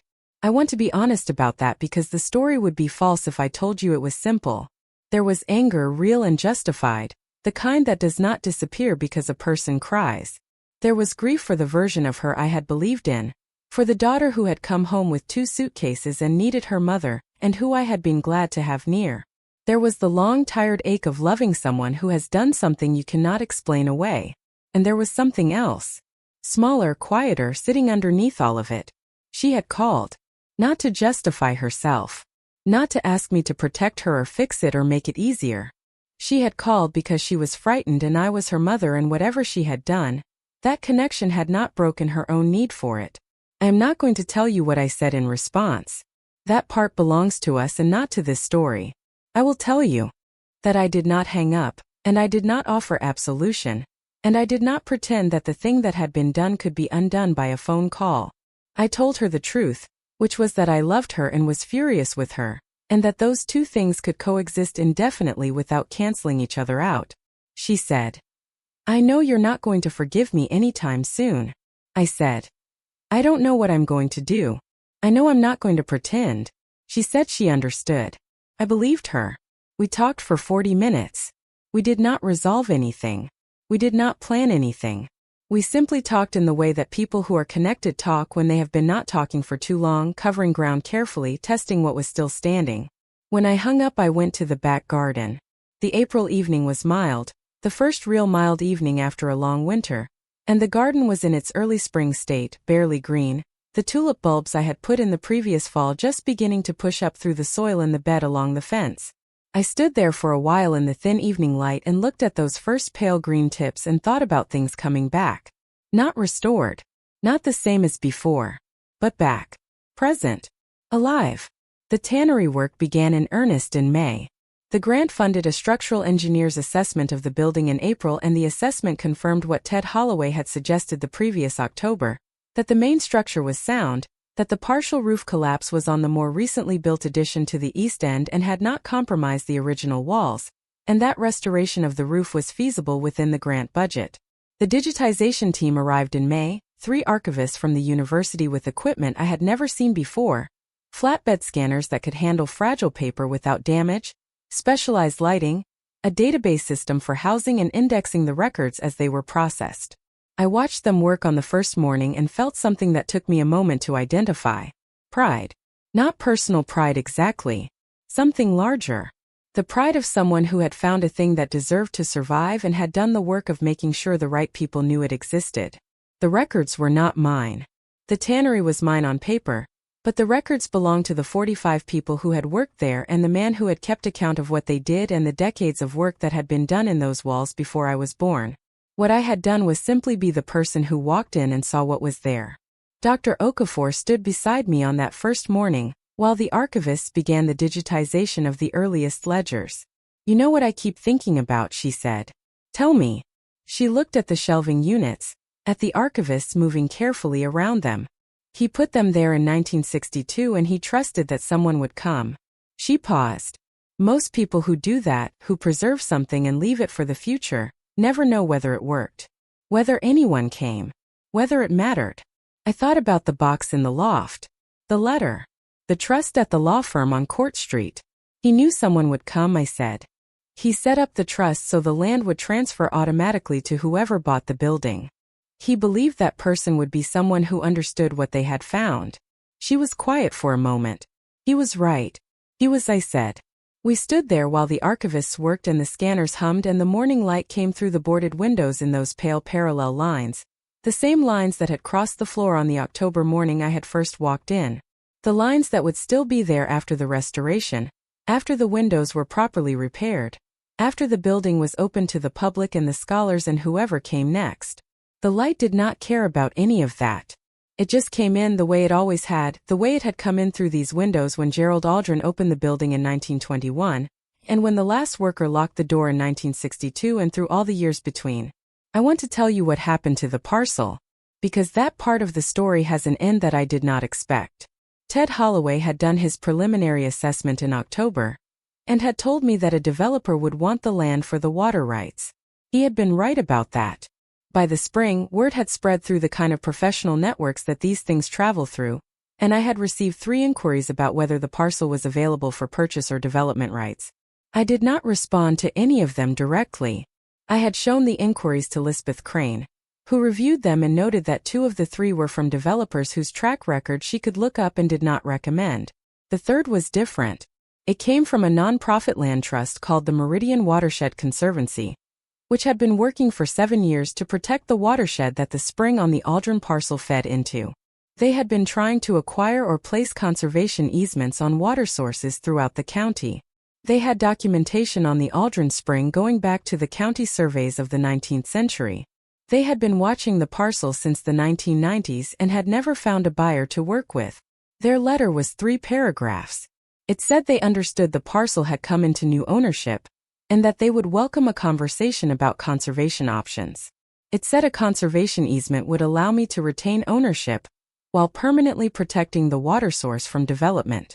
It said that depending on the terms of the easement, there might be tax benefits, and that there was also a modest compensatory payment available under their current grant funding. I called them.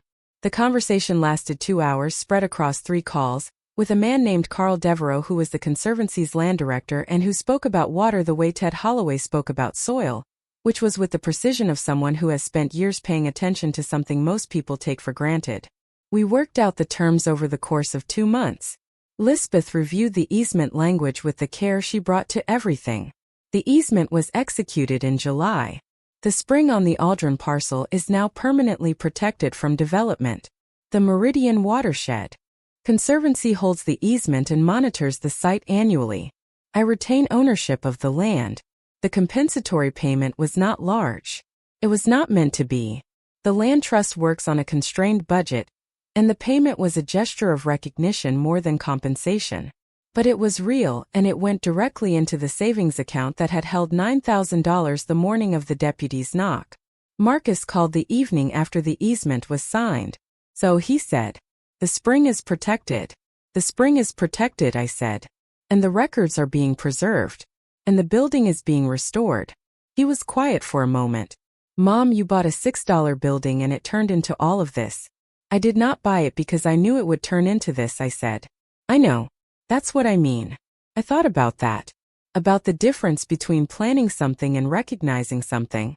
About the morning in Deirdre's office when she had turned her computer monitor toward me, and I had looked at a photograph of a collapsed roof and cracked parking lot, and something in me had said yes before I had any reason to. Arthur used to say I had good instincts. He said I just never trusted them because no one ever asked me to. "Someone finally asked," I said. "Yeah," Marcus said. "Someone finally asked." The building will be open to the public in the spring. Dr. Okafor sent me the exhibition plan last week.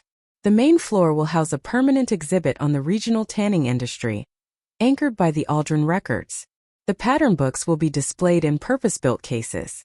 The foreman's office will be preserved intact, with the photograph on the desk the way I found it, the man in work clothes squinting into the sun in front of his building. There will be a reading room in the loft where scholars can work with the digitized records and request physical access to the originals, which will be housed in archival boxes on the same shelves that held them for 60 years, cleaned and stabilized and labeled with the care that Robert Aldren would have recognized. I will have a small office in the northeast corner of the main floor. Not large. A desk and a chair and a window that looks out toward the parcel with the oak tree and the spring. The grant provides 3 more years of the founding documentarian stipend. After that I will see. I am 77 years old and I have time. That is not something I could have said with confidence 11 months ago, standing in the doorway in the bottle green cardigan with an eviction notice in my hands. At that moment the only thing I was certain of was that I was not leaving without understanding what had happened, and even that certainty had felt fragile, provisional, borrowed from somewhere I could not entirely name. Now I know where I borrowed it from. Arthur. 43 years of being asked to trust my own judgment. A man who paid the house off in 2001 and put the deed in a fireproof box and never said a word about it because he assumed I knew what we had built and that I would always know it was ours. The third step on the staircase still makes its sound. The water-stained dog is still on the kitchen ceiling. The east window still throws its band of morning light across the tile, and I still watch it move as the hour changes. The way I have watched it for 41 years, the way I will watch it for whatever years remain. I go to the Tannery on weekday mornings. I go to Deirdre's office on Thursday afternoons.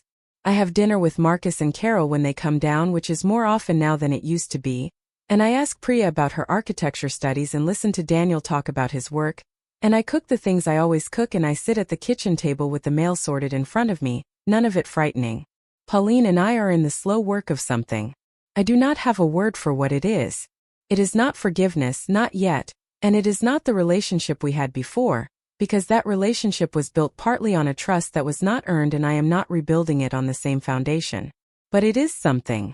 A phone call here, a careful conversation there, 2 people who are connected by blood and history and damage trying to find out what is still standing and what needs to be built from scratch.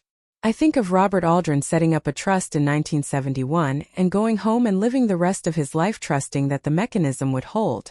He did not know when. He did not know who.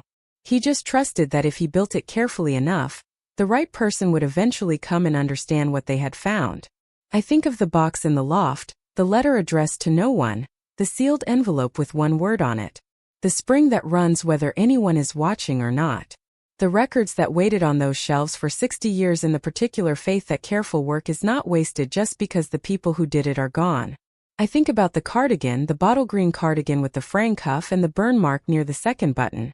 I still wear it. Not every day. But when the mornings are cold and I am going somewhere that matters, I put it on. Not because I need it. Because it still holds its shape. Because some things, even after everything, hold their shape. I did not save the Tannery. I found it. I walked in and saw what was there and understood that someone had left it carefully and deliberately for a person with the right kind of attention, and I happened to be that person, and I did the work that being that person required. The Tannery saved me right back. That is the whole truth of it. And the whole truth is enough. The first scholar arrived on a Tuesday in September, 3 weeks before the public opening. His name was Dr. Leonard Park, and he had driven up from a university 4 hours south with a research request that Dr. Okafor had forwarded to me the previous Friday with a note that said simply, "You should be the one to meet him." Leonard Park was 61, a professor of material culture and labor history, and he had spent the better part of his career writing about the American tanning industry in the first half of the 20th century. He had published 2 books, a monograph on the decline of regional leather production, and a broader study of the skilled trades that had structured working-class life in the industrial Midwest before synthetic materials changed the economics permanently. He had done this work, he told me when he arrived, largely without primary sources, because primary sources from this period in this industry had been almost entirely lost. He stood in the main floor of the tannery for a long time before he said anything. The archivists had been working for 4 months by then. The shelving units had been stabilized and cleaned. The ledgers had been moved to the reading room in the loft, housed in archival boxes, each one catalogued and tagged with the dates it covered. The pattern books were in their display cases, sealed but visible, the sample swatches showing through the glass. The foreman's office was intact behind its glass partition, the photograph on the desk, the blotter dry and preserved under a sheet of archival film. Dr. Park stood in the middle of the floor and looked at all of it and did not speak for perhaps 2 minutes. Then he said, "How long were they on those shelves?" 62 years, I said. "From the day the building was locked." He turned to look at me. He had the expression of someone who has spent decades working around absence and has just encountered presence, and does not quite know what to do with the difference. "Did you know what you had? When you first came in?" "I knew I had something," I said. "I did not know the full scale of it for a while." He nodded slowly. He looked at the pattern books in their cases. "Those," he said. "I have been looking for documented pattern books from regional tanneries since 2003. I knew they existed. The manufacturers who used this leather referenced them in their own records, but the books themselves had never surfaced." He paused. "Until now." He spent 3 days in the reading room. I brought him coffee in the mornings and left him to the work, which is what the work required. On the 3rd afternoon he came down from the loft and sat in the folding chair across from my desk in the northeast corner, and said he wanted to ask me something. "I am writing a 3rd book," he said. "I have been writing it for 4 years and it has not been going well, because I kept running into the same wall. I could describe the industry from the outside, from the economic data and the manufacturer records and the policy documents, but I could not describe it from the inside, from the floor, from the work itself." He gestured toward the loft. "The payroll ledgers up there," he said. "The names in them. The years of service recorded for each worker. The notes in the margins of the order books where the foreman tracked quality problems and sourcing decisions. That is the inside. That is what I have been missing." He looked at me. "I would like to acknowledge you in the book," he said. "Not in the standard way, not just in the notes. I want to write about how these records survived and who found them and what that means for the scholarship that comes next. With your permission." I thought about Robert Aldren in the foreman's office, writing in the ledgers with the same careful hand across 40 years. I thought about the letter in the box in the loft, addressed to no one, trusting that someone with the right kind of attention would come. Dr. Park was that someone too in his own way. He had spent 20 years paying attention to a subject that most people had stopped thinking about, had built a professional life around the absence of the very records that had been sitting in this building the whole time. "You have my permission," I said. "But I want to read what you write about it before it goes to print." He looked at me with something that was not quite surprise but was adjacent to it. The look of a scholar who is accustomed to sources being passive, and has encountered one that is not. "Of course," he said. "The public opening was on a Saturday in mid-October, 1 year and 9 days after the morning I had first unlocked the heavy door. Dr. Okafor had handled the event planning with the same thoroughness she brought to everything else. There were folding chairs in rows on the main floor, and a small podium near the foreman's office and a table with coffee, and the kind of cookies that appear at institutional events regardless of what the institution does. The County Historical Society had sent 2 representatives. The university had sent a dean. Elspeth Cain came. Deirdre came and stood near the back in her practical shoes with a coffee cup, and looked around the building with the expression of a person who is not given to displays of emotion but is feeling one anyway. Marcus and Carol drove down the night before and stayed in the house on Clement Street. Carol brought flowers for the kitchen table. Yellow ones, because she said yellow was the right color for an occasion that involved both a beginning and an end of something. She was right, though I could not have said precisely why. About 40 people came. More than I had expected. Some of them I knew, some I did not.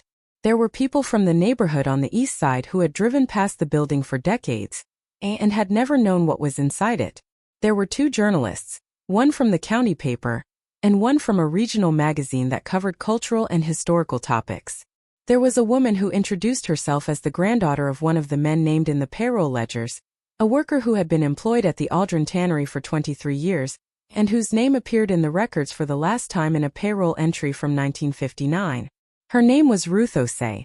She was in her 50s, and when she found her grandfather's name in the printed index that the archivist had prepared for the opening, she stood at the display table and read it twice and then looked up at the building around her with an expression that I recognized because I had felt it myself, standing at the east window on a morning when the light was right, looking out at the spring parcel and feeling the full weight of what had been preserved. She came to find me afterward. He never talked about where he worked, she said. My mother said he was private about it. He just came home with leather smell in his clothes and he was proud of his work, but he did not talk about it. She looked at the ledger display case, where a page from the 1951 payroll book was visible under the glass. There he is. Right there.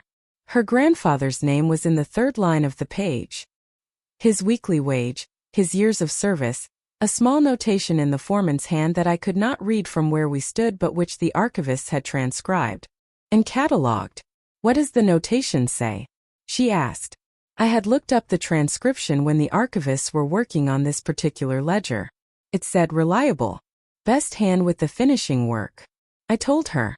She was quiet for a moment. Then she said reliable. He would have liked that. That is exactly what he would have wanted someone to write down about him.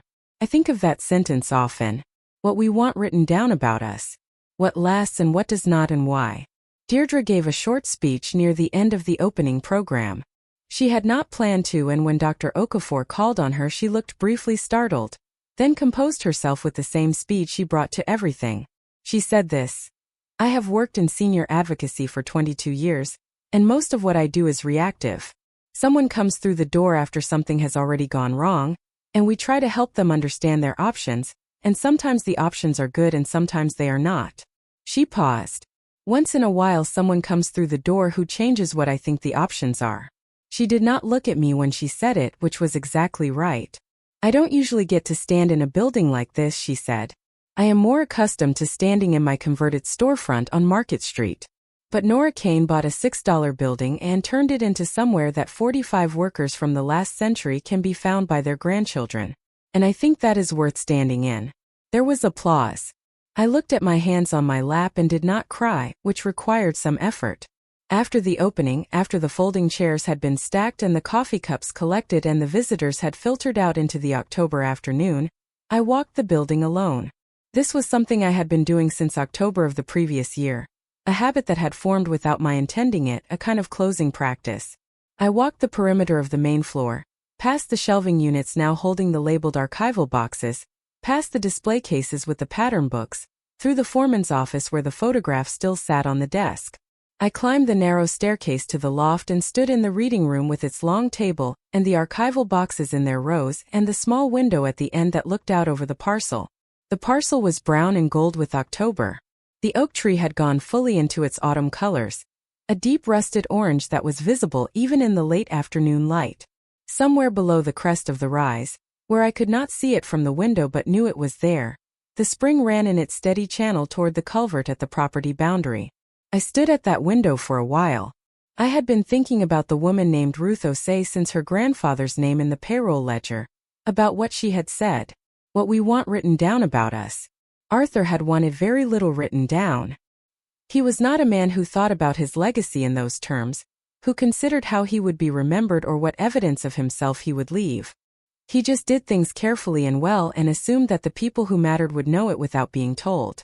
Reliable. Best hand with the finishing work. He would have liked that notation too. What I wanted written down was harder to name. I had not thought about it before this year. I had been too busy surviving things to think about what I wanted said about my survival.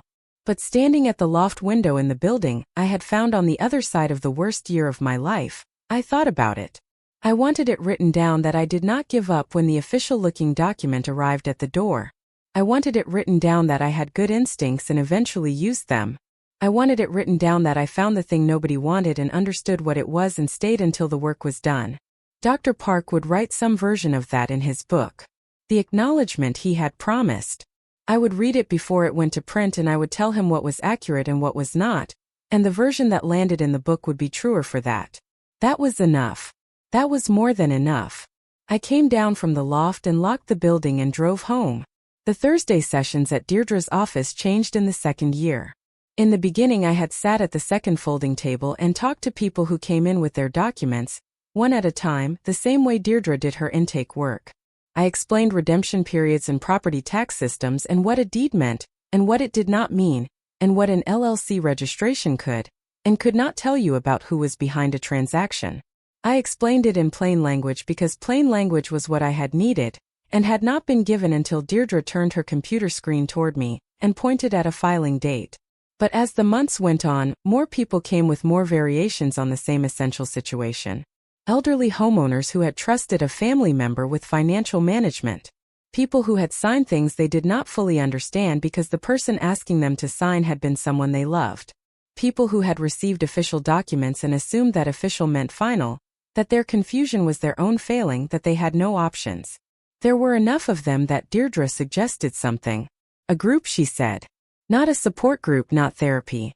Just people who have been through similar things talking to each other and to you. You would facilitate.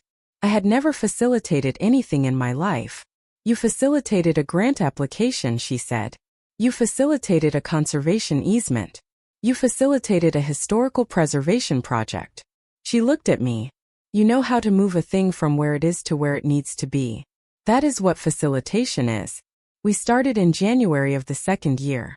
8 people the first session. A man named Gerald who was 73, and had signed a power of attorney that had been used in ways he had not understood. A woman named Constance who was 68 and had received eviction papers for a home she had owned outright. A different neighborhood, a different mechanism, but the same essential betrayal. A couple in their late 70s, Marion and Howard, whose adult son had been managing their finances for 4 years and who had discovered, through a chance encounter with their bank, that the accounts were significantly smaller than they had believed. I listened more than I talked that first session. I had learned from 11 months of Thursday afternoons that listening first was not patience, it was strategy. You could not help someone navigate a system they were frightened of until you understood what specifically they were frightened of, and the specifics were never exactly what they appeared to be on the surface. Gerald was not frightened of the power of attorney. He was frightened that his son, who had drafted it and asked him to sign it, was the same son he had trusted entirely for 60 years. He was frightened that the document meant his own judgment had been wrong about the person he had loved most. I understood that fear. I had lived it. I said, the document does not mean your judgment was wrong about who he was. It means he changed or that there was a part of him you had not seen yet. Both of those things can be true at once. Gerald looked at me for a long moment. He had the expression of a man hearing something he had been waiting to hear without knowing he was waiting. Those 8 people came back the following month. And the month after that. Others joined. By the end of the second year the group had grown to 22 regular members and Deirdre had moved it to a larger space. A community room 2 doors down from the storefront that a local church made available on Tuesday evenings. I want to tell you about Constance because her story had an ending that mattered. She had owned her house in the west end of the county for 38 years. It had gone to tax sale the same way mine had, through a lien that she had not known about because her niece had been managing her household finances since Constance's husband died. The niece had not been working with Dennis Foy. This was a separate operation, smaller, less organized, a single person acting out of a combination of entitlement and desperation rather than a coordinated scheme. But the result had been the same. Constance had received an eviction notice and had, unlike me, vacated within the window. She had moved into a rented room in a house she shared with 2 strangers. She had not known about the redemption period. She had not known she had any options. She came to Deirdre's office 8 months after the eviction, referred by a neighbor who had seen the Thursday volunteer listings in the county paper. By then the redemption period was long expired. The house had been sold. There was no mechanism to get it back. What Elspeth Cain found after Constance signed the release allowing her to investigate was that the niece had used a power of attorney to redirect property tax bills, and then had coordinated with a buyer she knew to acquire the property at the tax sale at below market value. This was not identical to what Foy had done, but it fell under the same elder financial exploitation statute. The buyer's acquisition price, the amount paid at the tax sale, was recoverable as damages under the civil provisions of the law, plus the difference between that price and the fair market value of the property. Constance did not get her house back, but she received a settlement negotiated over 5 months by Elspeth Cain. That was enough to purchase a small condominium in the same neighborhood where she had lived for 38 years, 4 blocks from the house she had lost. She moved in on a Thursday in March. She called me that evening. "I have a kitchen window," she said. "It faces east." "I know what that means," I said. "I thought you would," she said. "That phone call is one of the things I think about when I think about what the year built. Not the grant. Not the Tannery opening. Not the conservation easement. Those are the large visible things, the ones that show up in the county paper and the historical commission reports. The large visible things are real. But they are built out of smaller things, and the smaller things are what give the large ones their weight." A kitchen window facing east. A man named Gerald understanding that the document did not mean his judgment had been wrong. A woman named Ruth Osei finding her grandfather's name on a page under glass and hearing the words, "Reliable, best hand with the finishing work." Those are the smaller things. Dr. Park's book was published in the spring of the 3rd year. He sent me a copy before the publication date, as he had promised, and I read it over 3 evenings at the kitchen table with the coffee going cold beside me the way it does when I am concentrating. The acknowledgement was not what I had expected. I had expected a paragraph, perhaps 2, describing how the Aldren records had been discovered and what they contributed to the scholarship. What he wrote was a full section, 4 pages at the end of the book, titled simply, "The Finding." He wrote about Nora Cain as a legal secretary who had spent her professional life believing that what was written down would matter, and who had applied that belief in the year she was 77, to a building that had been written off by everyone who might have found it before her. He wrote about the notebooks I had kept, about the inventory work, about the months of morning visits to a cold building with a thermos and a camp chair. He wrote about what it meant that the records had been found by someone who understood from her own life what it felt like to have documentation used against you rather than for you, and who had decided, in spite of that the act of keeping records was not the problem. He wrote, "There is a particular kind of courage in continuing to believe that things written down matter, after the evidence of your own life has suggested otherwise." Mrs. Cain brought that courage to the Aldren Tannery. The scholarship that follows owes her more than an acknowledgement can convey. I read that sentence twice. Then I called Dr. Park and told him it was accurate and he could keep it. He laughed. "Good," he said, "because I was not going to change it." The book received attention I had not anticipated. A review in a national publication on labor history called the Aldren Records a discovery of the first order. A public radio program on regional history asked Dr. Park for an interview, and he mentioned the Tannery, and Deirdre's office called me the following week to say they had received 11 new inquiries from people who had heard the program and recognized something in their own situations. I was not responsible for any of that. I had found a building and written things down. Everything that followed was built by other people with the material I had helped preserve. But there is a particular satisfaction in being the person who found the thing, who saw what was there when no one else had looked carefully enough, and I will not pretend otherwise. The Thursday group is in its 3rd year now. We have had 41 members come through it, some who stayed for months, some who came once and did not come back, some who are still there every session. Gerald is still there. He and his son have not reconciled, and I do not know if they will, and I do not tell him what to do about it. What I tell him is the same thing I have slowly learned to tell myself about Pauline, which is that love and anger can occupy the same space indefinitely without one defeating the other. and that the work is learning to live in that space without letting either one make the decisions. Pauline's process with the investigators concluded in the autumn of the second year. I am not going to detail what happened. That part belongs to her and to the legal record, not to this story.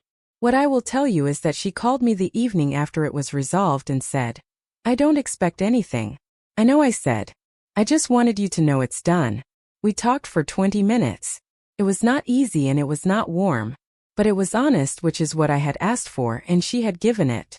She is building something now. I do not know the full shape of it.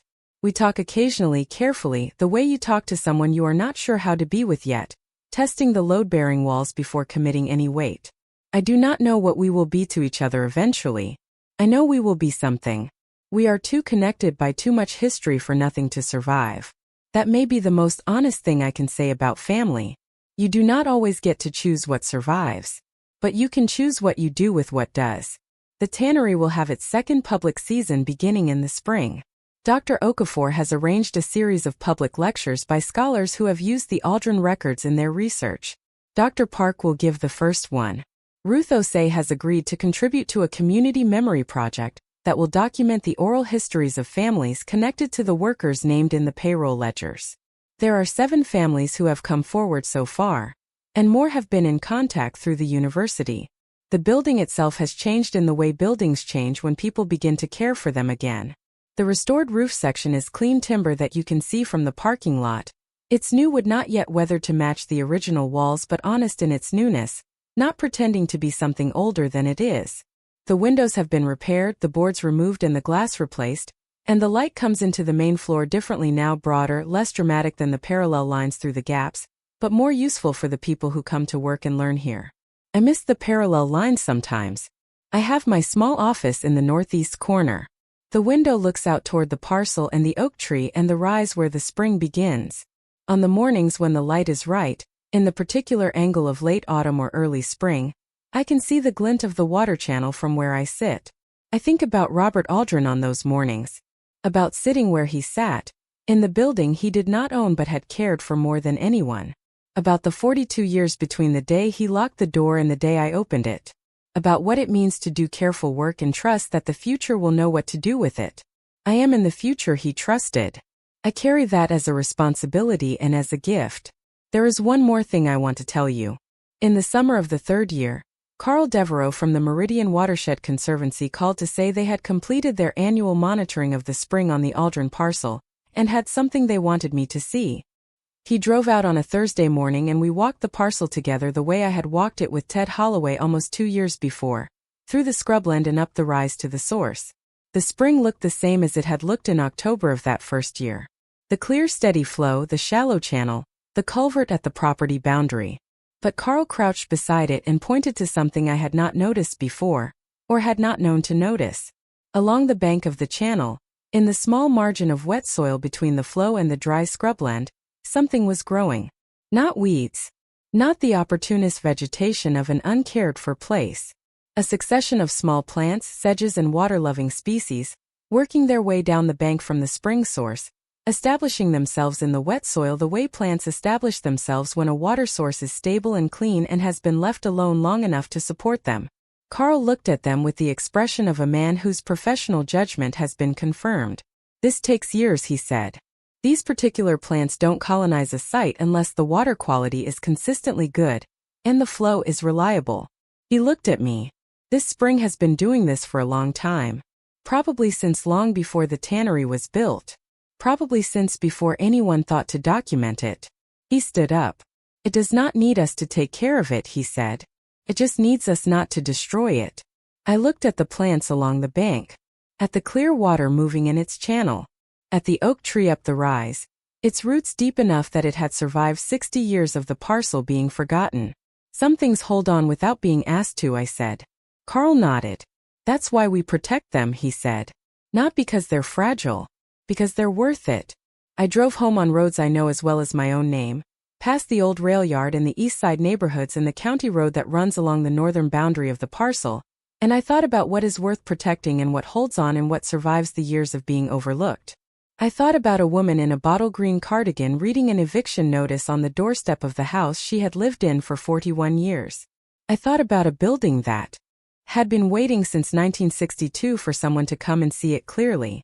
I thought about a spring that had been running in its steady channel, patient and undramatic and entirely itself, since long before anyone built anything near it. The house on Clement Street was lit when I pulled into the driveway.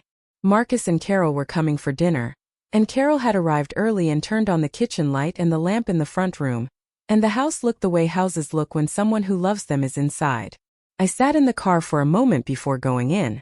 The habit of that moment, the brief pause before returning to the warmth of what I had reclaimed, had not left me. I did not think it would. Some things you keep not because you need them but because they have become part of how you know where you are. I knew where I was. I got out of the car. The third step made its sound. The water-stained dog was where it had always been. The kitchen smelled like whatever Carol had decided to start without me. Something with garlic and onion and the particular warmth that fills a house when someone is cooking in it with care. Arthur would have said, "You look like a woman who knows what she's doing." I would have laughed at him, the way I always did when he said things that were more accurate than flattering. He would have been right. I knew what I was doing. I had known for a while, longer than I had admitted, longer than anyone had asked me to. I had just needed a year of being tested down to the bone to understand that knowing and trusting were not the same thing, and that you could know something for 43 years and still spend most of that time waiting for permission to act on it. I was not waiting anymore. Carol called from the kitchen, "Nora, is that you?" "It's me," I said. "I'm home." And I was. In every sense of the word, I was exactly and entirely home. Thank you so much for watching until the end. If you loved this story, check out the other videos on your screen now. I think you'll really enjoy them. And don't forget to subscribe if you haven't already. See you in the next story. There is something I have not told you about the winter between the opening and the second year, and I want to tell it now because it is the part that surprised me most. I got sick. Not seriously. A chest infection that started as a cold in November, and settled in and refused to leave for 6 weeks. I am not a person who is accustomed to being ill. I have been healthy for most of my life with the ordinary exceptions, and in 77 years I had never spent 6 weeks in bed or near bed, moving between the bedroom and the kitchen in slow, careful stages, sleeping more hours than I had slept since Pauline and Marcus were infants, and I would fall asleep standing at the kitchen counter because there was no other time. Marcus wanted to come down. I told him not to. Carol called every other day. Dr. Okafor sent a card, handwritten, which I kept on the nightstand because the handwriting was the good kind, the kind that tells you the person chose their words. I was alone in the house for 6 weeks and I was fine. That sentence contains more than it appears to. For the 3 years Pauline had been in the house, I had come to believe, the way you come to believe things you are told often enough by someone whose authority over you goes unquestioned, that being alone was a kind of vulnerability, that I needed managing, that the online portals and the mail categories and the careful organization of my household were things I could not do without her, that the absence of her systems would leave me exposed to a world that was complex and official and difficult to navigate. 6 weeks in bed with a chest infection disproved that belief completely. I sorted my own mail. I paid my own bills online, having asked Marcus to show me the portals during one of his visits, something I should have asked years earlier and had not because it had not seemed necessary. I managed my own medications and my own appointments and my own grocery orders, the last of which I discovered could be delivered, a fact that had apparently been true for some years and which I had not known because I had not needed to know it.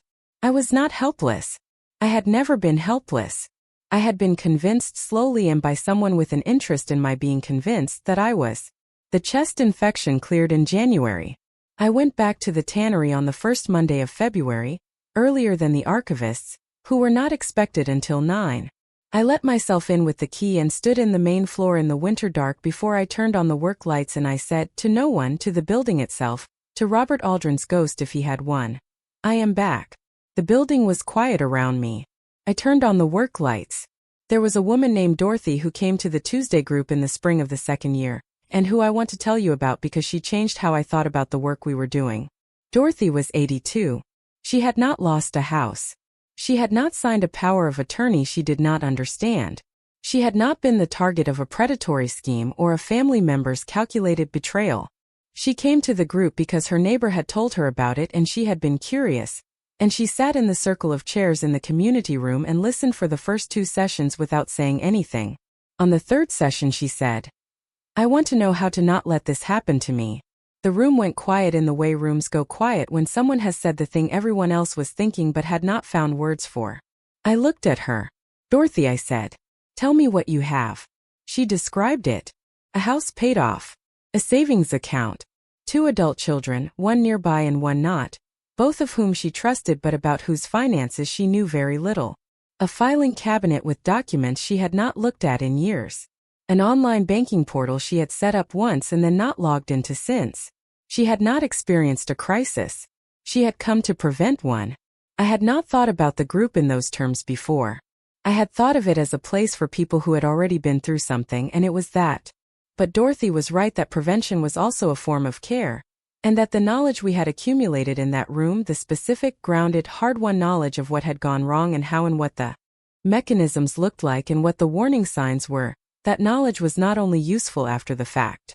We started a second session, the first Tuesday of each month, open specifically to people who wanted to understand the systems before anything went wrong. Deirdre called it the prevention session. I called it the fireproof box session, which she allowed because she said it was more memorable. I taught people what I had not known until I needed to know it. What a deed means. What a power of attorney authorizes. What property tax records look like and how to access them. What a redemption period is. How to set up your own access to your own financial accounts in a way that does not depend on someone else's willingness to show you. How to recognize the early patterns of financial isolation, the managed mail, the redirected bills, the slow transfer of administrative authority from your own hands to someone else's. I taught it in plain language because that is the language in which I had learned it, and plain language was what these rooms required. Dorothy came to every session for 8 months. In November of the second year, she called me to say she had spent an afternoon with her nearby daughter going through the filing cabinet together. She had found a deed she had not looked at in 12 years. She had logged into the banking portal and changed the password to something she had chosen herself and written in a notebook she kept in her own desk drawer. She had called her bank and added herself as the primary contact for all correspondence, a thing she had not known she needed to do until she found out that the bank's default was to contact whoever had last updated the account preferences, which had been her husband 20 years ago and whose information was still on file. There was nothing wrong, she said. Everything was fine. But now I know. Now you know, I said. That is what the fireproof box session is for. Not crisis management. Ordinary maintenance of the things that are yours, done in the full knowledge that they are yours, and that knowing how to care for them is not a burden but a form of self-respect. I have said that I am 77 years old and I have time. I want to add something to that. I have time because I stopped accepting the story that I did not. The story that I was old and confused by portals and better off leaving the complicated parts to someone younger. The story that needing help and being incapable were the same thing. That accepting assistance meant surrendering judgment. Those stories had been fed to me by someone who needed me to believe them, and I had believed them for 3 years, and the belief had cost me more than I want to calculate. I need some help with some things. I am 77 and alone in a house, and there are things that are harder than they used to be and things I ask Marcus or Carol or Deirdre or Elspeth to help me with. And I am not ashamed of any of that. The difference between needing help and being helpless is the difference between asking for what you need and having your capacity for judgment taken from you by someone who has decided your judgment is an inconvenience. I know the difference now. I will not forget it. The oak tree on the parcel has a circumference I measured one morning in early spring, wrapping a length of twine around it at chest height and then measuring the twine. It was wider than I expected. Ted Holloway, when I told him, said that put it at somewhere between 75 and 90 years old, which meant it had been established before the tannery closed, had been here when Robert Aldren walked the parcel in 1958 and bought it specifically to protect the spring. He had known that tree. He had stood in the same place I stood and looked up at those branches. He had made a decision about what was worth protecting partly because of what he saw when he looked at that tree, and the spring below it, and understood that they had been here longer than any building and would outlast any building if given the chance. I go to the parcel sometimes in the early morning before the tannery opens. I stand near the oak and I listen to the spring and I think about the particular kind of time that does not measure itself in years, but in the steady accumulation of what has been tended and what has been left to its own deep roots. The tannery records are being accessed now by scholars from 6 universities. The pattern books have been cited in 2 published papers. Dr. Park's book has a second printing coming in the fall. Ruth Osei's Family Oral History Project has documented the memories of 11 families connected to the Aldren workers, and the recordings are being archived alongside the written records, so that the building's history exists in voices as well as ledger columns. Gerald is going to his son's house for the first time since the power of attorney in December. He called me to tell me, not to ask what I thought, just to tell me the way you tell someone who has been alongside something with you. I told him go carefully. That is all. He said I know, but I'm going. That is the other thing I have learned this year. That carefully and going are not opposites. That you can move towards something that frightened you and do it with full awareness of the risk and still choose to go. That the choice is not between safety and motion, but between motion with your eyes open and motion with your eyes closed. I have been going carefully for 77 years. I plan to keep going. Thank you so much for watching until the end. If you love this story, check out the other videos on your screen now. I think you'll really enjoy them. And don't forget to subscribe if you haven't already. See you in the next story.